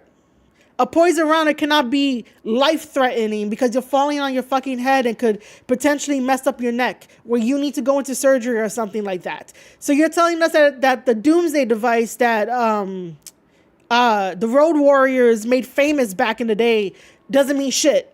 You're telling us that the Canadian Destroyer, well, people have been abusing that for years, but you're again telling us that the Canadian Destroyer doesn't hold weight. Because you were trained by Okada and Ishii. You were trained to get up and keep going because that means that if you don't have that burst of energy, you're going to lose the match. Hey, Will, we know that matches are predetermined. We know who's going to, well, not all of us know who's going to win, who's going to lose, but you guys know who's going to win, who's going to lose. So to say that, like, to try to keep it kayfabe and also slam wrestling fans, it's kind of stupid. Like, it really is. And take a wide look at the arena. They're standing up. Not all the time. Not all the time AEW fans are standing up. You know, and I just think that they just do it out of performance now because it doesn't feel genuine. Where you stand up and you're like, holy shit, did you see that? Like, WWE picks and chooses their moments to have the holy shit, did you see that? You know, people were standing up for Bronson Reed doing the tsunami on people. People are just standing up just to see what like Ospreay and Ricochet are going to do, but it's not really exciting. And the last line, you can't tell Picasso how to paint. You know, yeah, we can. Yeah, we can. We might not be telling him, well, see, if somebody else in the painting world was like, hey, dude, like this stroke is kind of weird, they could do that. But you can't tell Picasso how to paint is a very stupid line. So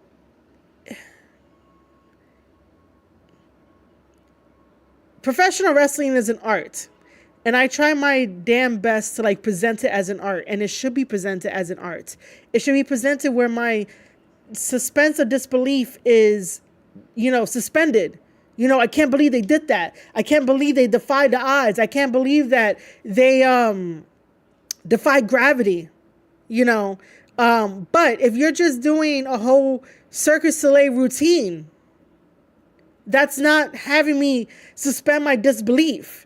If you sell a little bit about a poison rana because your head hurts, your neck hurts, and then Ricochet works a hold because I need this guy to work a hold.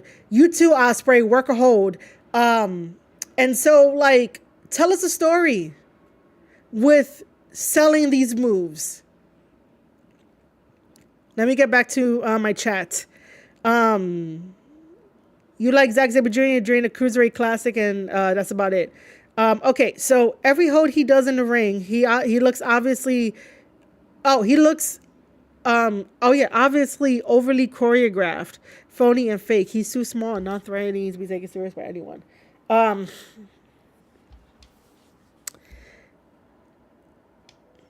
John Smith said exactly what I was saying before about Zack Sabre Jr.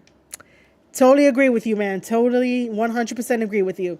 Gio says, Picasso left flaws in his paintings and even used them to accentuate the image he was trying to get across. So you are no Picasso, Will. I'm going to have to agree with Gio. Which, honestly, I did not know that Picasso left his flaws in the paintings. I didn't really study enough about Picasso, but, like, that makes sense. That totally makes sense. The Power Ranger sells better than Will. I wish they could keep that same energy, man. Like, it makes no fucking sense. It really doesn't. And then recently on AEW Dynamite, it was the betrayal of all betrayals of Will Ospreay getting betrayed by his friend, Kyle Fletcher on AEW Dynamite with a screwdriver, which is lame. It's lame. It really is. It's lame. So, you know, somebody brought it up that I didn't correct somebody because they put RIP United Empire. And this is why I have another problem with New Japan Pro Wrestling and AEW, because nothing is established. There is no boundaries. In terms of IP, when IPs go over to AEW, and when I say IPs, I mean like the United Empire name, the United Empire theme, Bullet Club Gold, for example. And we have Bullet Club War Dogs, and we have regular Bullet Club, and we got Bullet Club Rogue, which is over in New Zealand. Try to keep up with me, because I'm trying to keep up. So, you know,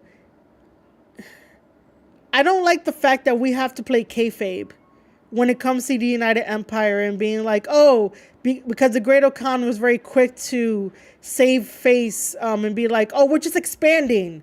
You know, they went over to AEW because we're expanding. No, Kyle Fletcher and Mark Davis left you guys and left New Japan Pro Wrestling, because they didn't want to book themselves and like do the hard work, and they wanted the bag, and they wanted to settle down, and they wanted to just be wrestlers.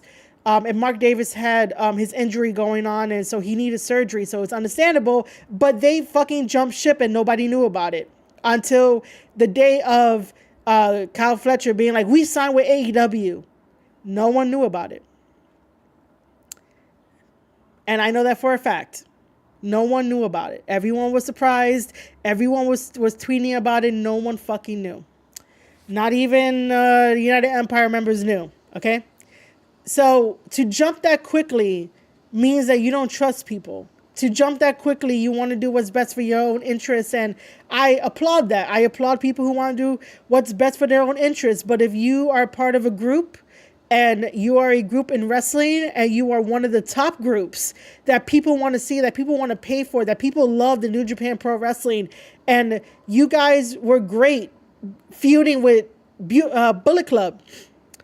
And then all of a sudden it came to like, oh yeah, we're jumping ship because of the money. It's going to leave a bad taste in people's mouth. The next to follow over is Will Ospreay. And people thought like, United Empire is just expanding, and they got the United Empire in AEW, and, we're going to leave it at that, and they're going to call them the United Empire. Maybe not.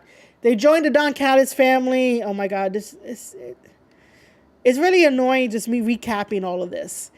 But the United Empire is truly in New Japan Pro Wrestling. And I am not sure if I ever want to say that I think that United Empire should disband, because I love them. I really do. It's just that there's no star power at the moment. The star power left, meaning Will Ospreay. As much as Will Ospreay never wanted to be called the leader of the United Empire, he was definitely the fucking leader. He was definitely the guy that you look forward to. He was the guy that had that star power, incorporated everybody, and like pushed everybody. Yes, United Empire, there really are no leaders, but like if you needed somebody to push you, you had Will Ospreay there to push you and to help you. This dude, Gideon Gray. Gideon Gray is fantastic. He has been home for like the past 3 years? Shit, has it been 3 years? What the fuck is Gideon doing? Like, Gideon is a very good manager for the United Empire. Gideon brings a different kind of like manager role for New Japan Pro Wrestling that we don't see in New Japan Pro Wrestling. Why the fuck is he not being utilized as much as he was before? And he was the perfect guy to be like, oh, he invested so much money in the United Empire, so he's the guy that's paying the United Empire, and it would have been fantastic. But United Empire does not feel the same after everything. It does not feel the same. Individually, I love them. As a group, I don't know, dude. I don't know. And I don't know if I ever want them to be broken up. Because then we got to get into this whole thing of like, if they ever did break up in New Japan Pro Wrestling, who's joining what other faction? And there's always like, join this faction, join that faction, because you got to be best friends. There's like strength in numbers when it comes to joining factions in New Japan Pro Wrestling. But other than that, it's like, man, so I don't want to. All of the United Empire members reacted when Kyle Fletcher came in to basically turn on Will Ospreay. And at this point, it's like, how long have these guys been in AEW and they're doing this now? Versus the way that storytelling develops over time with WWE and the Bloodline and Judgment Day and Bianca and Jade Cargill for the women's tag team championship titles and the North American title, and all these stories develop over a good amount of time for us to sit down, talk about it, have a debate table. But when it comes to AEW, it's like, all right, you gotta do this, this, this, and this, and this, and this, and it's a runaway train with New Japan Pro Wrestling. I mean, I think that might be true. Maybe not. It's not. My brain is moving too fast for what I'm thinking about. But AEW is a runaway train that don't know how to slow down for perfect story beats. And to have Kyle Fletcher turn on Ospreay, gets hit in the back of the head with a screwdriver, and Ospreay don't sell it. Ospreay just holds his head and he's like, motherfucker, why you hit me with a screwdriver?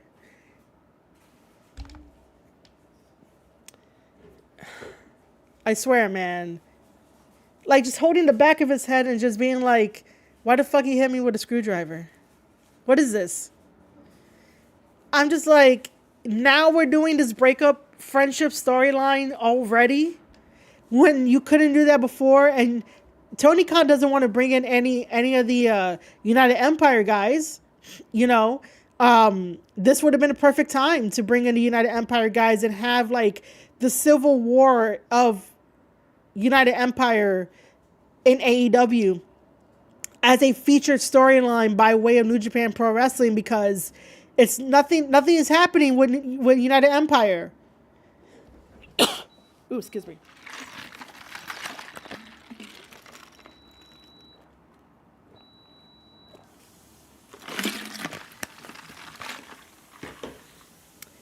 Nothing is truly happening with the United Empire in New Japan Pro Wrestling right now.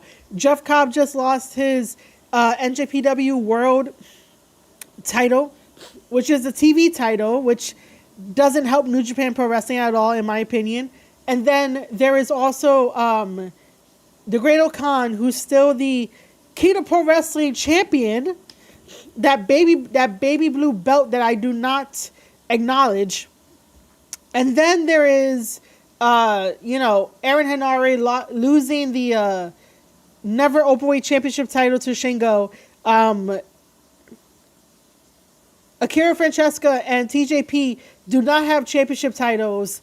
Callan Newman is so green, so new, and works exactly like Ospreay.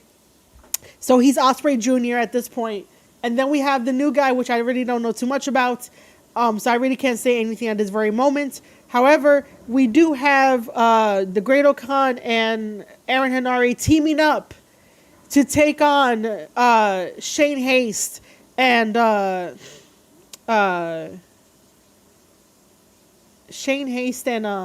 Mikey Nichols for the IWGP World Heavyweight Championship Tag Team titles. Oh, my God.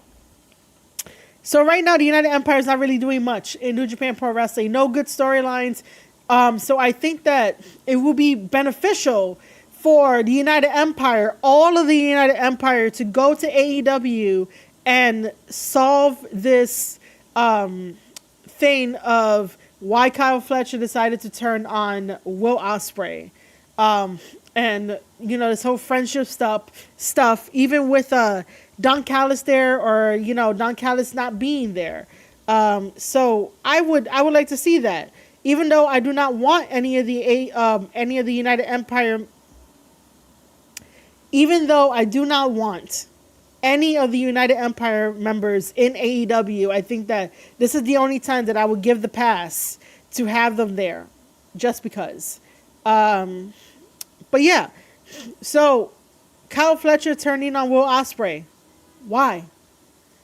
Why would it make sense? Because Will Ospreay wanted to be the big baby face and didn't want Kyle Fletcher to, cheat to win and all this kind of shit. Like, man, establish stuff first, you know? Tell people who they are and, like, what their story is and all that. Like, now we have Kyle Fletcher into this mix. We have Ospreay. We have Konosuke. We have Ricochet. Like, you know... And Konosuke is the new champion because we kept saying, yo, give this guy a championship title. And they did. But, like, really? Like, I don't know, man. It's all convoluted. It's all, like, everybody going with emotions. There's like nothing new, no good layers, no character development, no character arcs. Like it's it's a lot. It really is. Um, okay.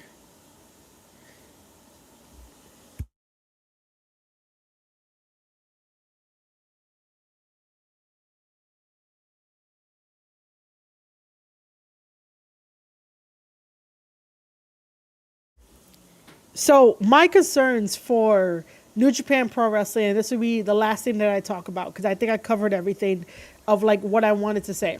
Um, my concerns for New Japan Pro Wrestling have to deal with the way that everything is booked.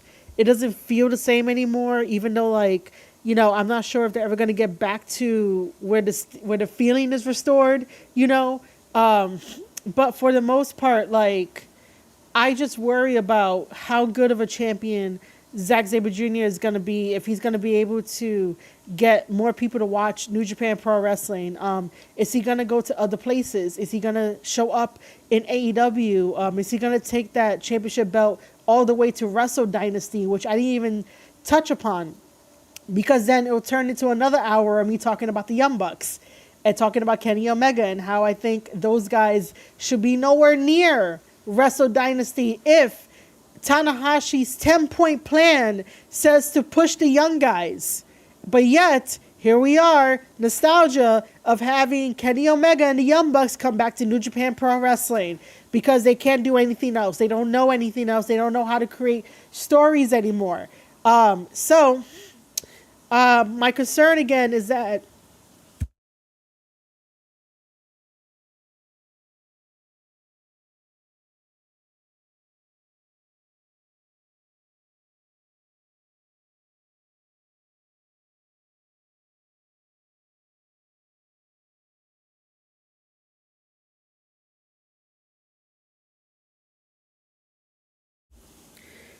um, can be worse than Moxley as IWGP champion, can he? No, no, no, no, no, no.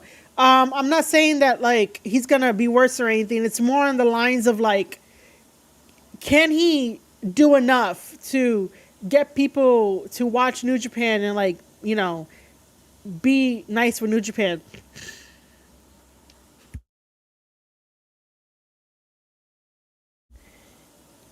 So it has nothing to do with like if he's gonna be worse than Moxley. Moxley, we can all agree that Moxley is by far the worst to have as champion for like any promotion.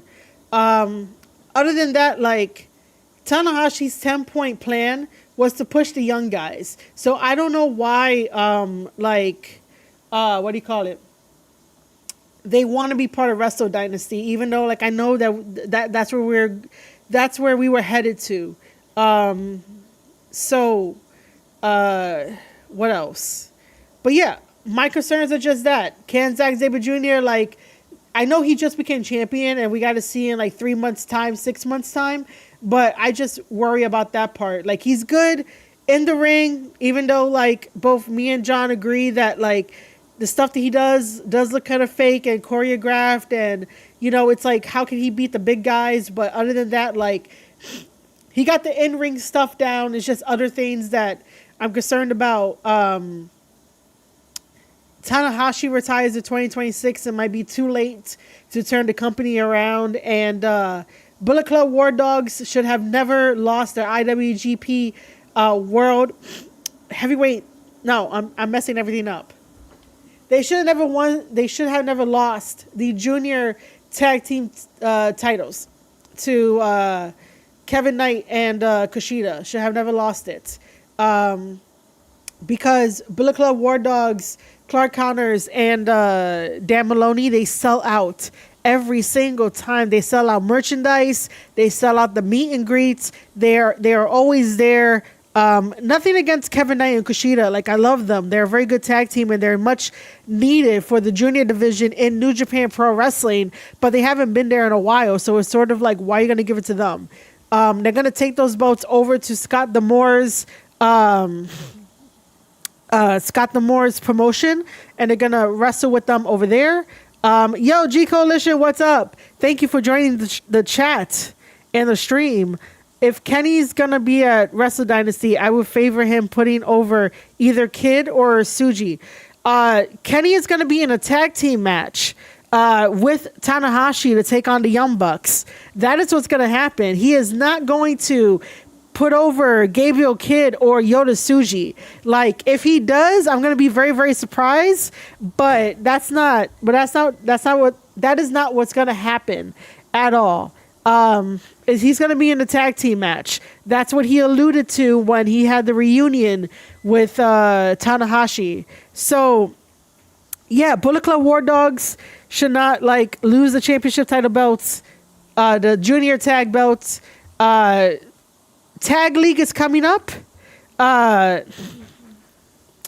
This tag match with Tana and the Bucks is not it, though. I know it's not. We know it's not, but it's gonna happen. It's gonna happen that way. The other thing too is that, so what was I talking about? Wrestle Dynasty. Oh, right. Super Junior Tag League is coming up. I'm just going to say it right now. I am not going to cover it. I will talk about it, but I'm not going to cover it.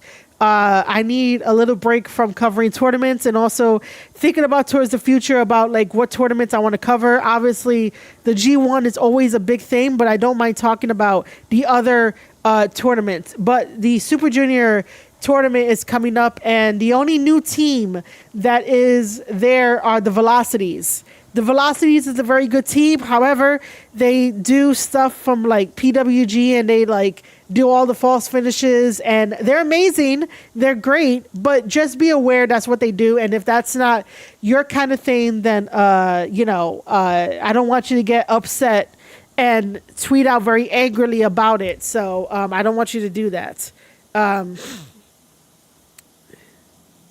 Other than that, that's the only new team in the Junior Tag League. We have another one, which is Tiger Mask and Captain something. I don't remember, but he is a luchador, so that's also a new team.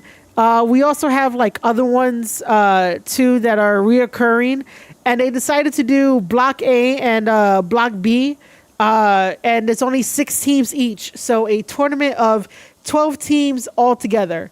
Also, Drilla is a star. I thought that the moment he joined, Clark won me over, though, through the work he did with him as a team. Yeah, I love both Clark and Dan. They are amazing. I still want to get Dan or Drilla or, Maloney, however he wants to be called, on here to interview him. So hopefully that happens one day. But other than that, I really do enjoy them as a tag team. But yeah, Super Junior Tag League is coming up, and basically it's going to be a very short, it happens like October 24th, I believe. So that's that. And then right after that tournament, we have World Tag League. And I'm going to tell you right now that I'm not going to cover that either. I'll talk about it, but I am not going to cover it. WWE sells CM Punk Larry the Dog toy plush? Really? Wow. Okay. That's new. Well,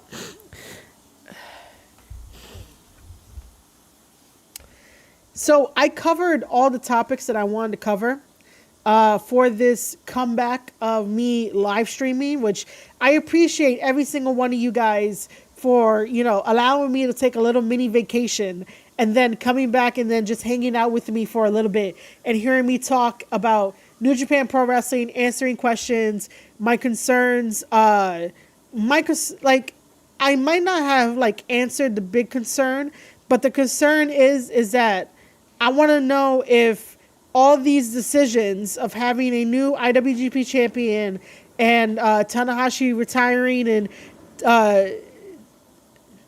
2026, is it going to be enough to get people back to New Japan Pro Wrestling? Because I still enjoy and love New Japan Pro Wrestling, and I want to make sure that people understand, that there's other wrestling out there.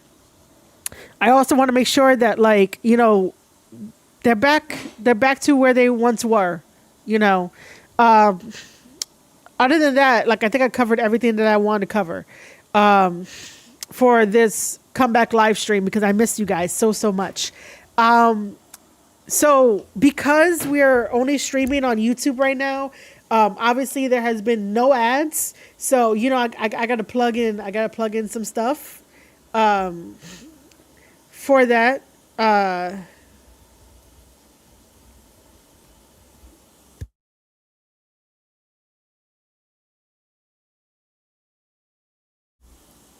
If you guys have not already,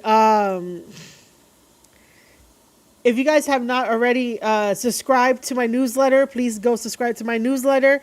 marieshadows.substack.com. It's an extension of the Square Circle podcast.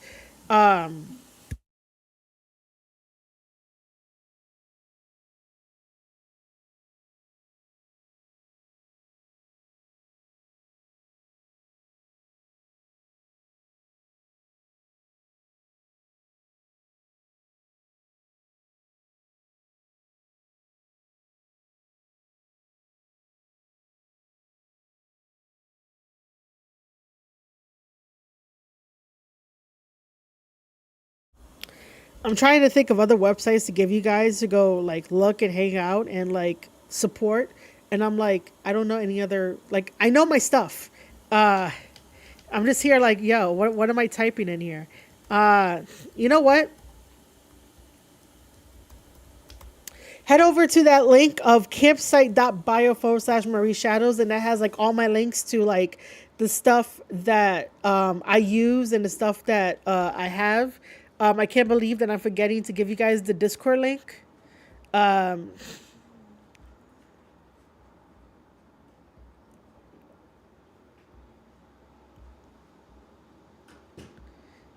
Now, if anyone has any questions and want to throw some questions at me in the chat, go ahead and do so. You guys could join the chat. All these links will also be in the pinned comment and also in the description.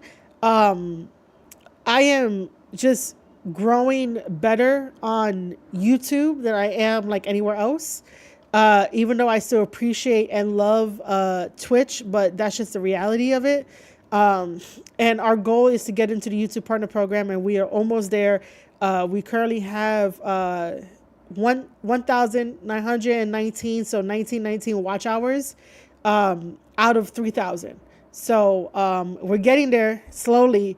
And I do want to say I appreciate everyone again for allowing me to have like a little time break from creating content and talking about wrestling. I don't know when the next live is going to be because I'm still just relaxing, taking care of stuff behind the scenes. And I'm honestly thinking about the future, even though we're in October and I probably should not be thinking about 2025. But like, part of me needs to, even though that might not be the right word. Part of me wants to say I want to think about 2025. I want to start having, the community be a part of stuff, even though you guys are a part of stuff. Like, just let me talk about this in a second. And get like all these ideas out. But like to use the Discord like more often, to host special podcast stages on the Discord. If you know friends that like wrestling and, sort of like the kind of content that you enjoy what I give you, like pass along the Discord link and have them, come into the Discord,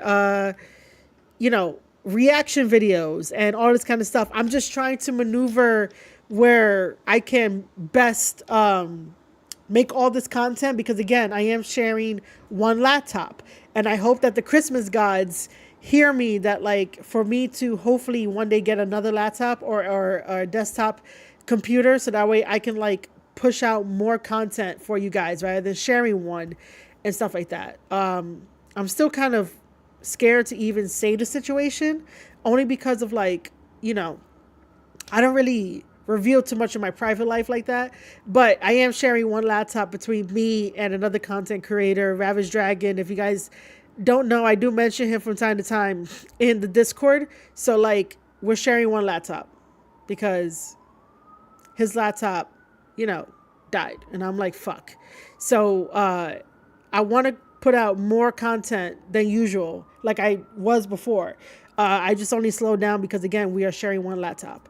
So hopefully the Christmas gods can grant my wish for Christmas to have another laptop or desktop for content creation, because this is both of our livelihoods, and this is what we do. Because I enjoy content creation. I enjoy doing stuff like this.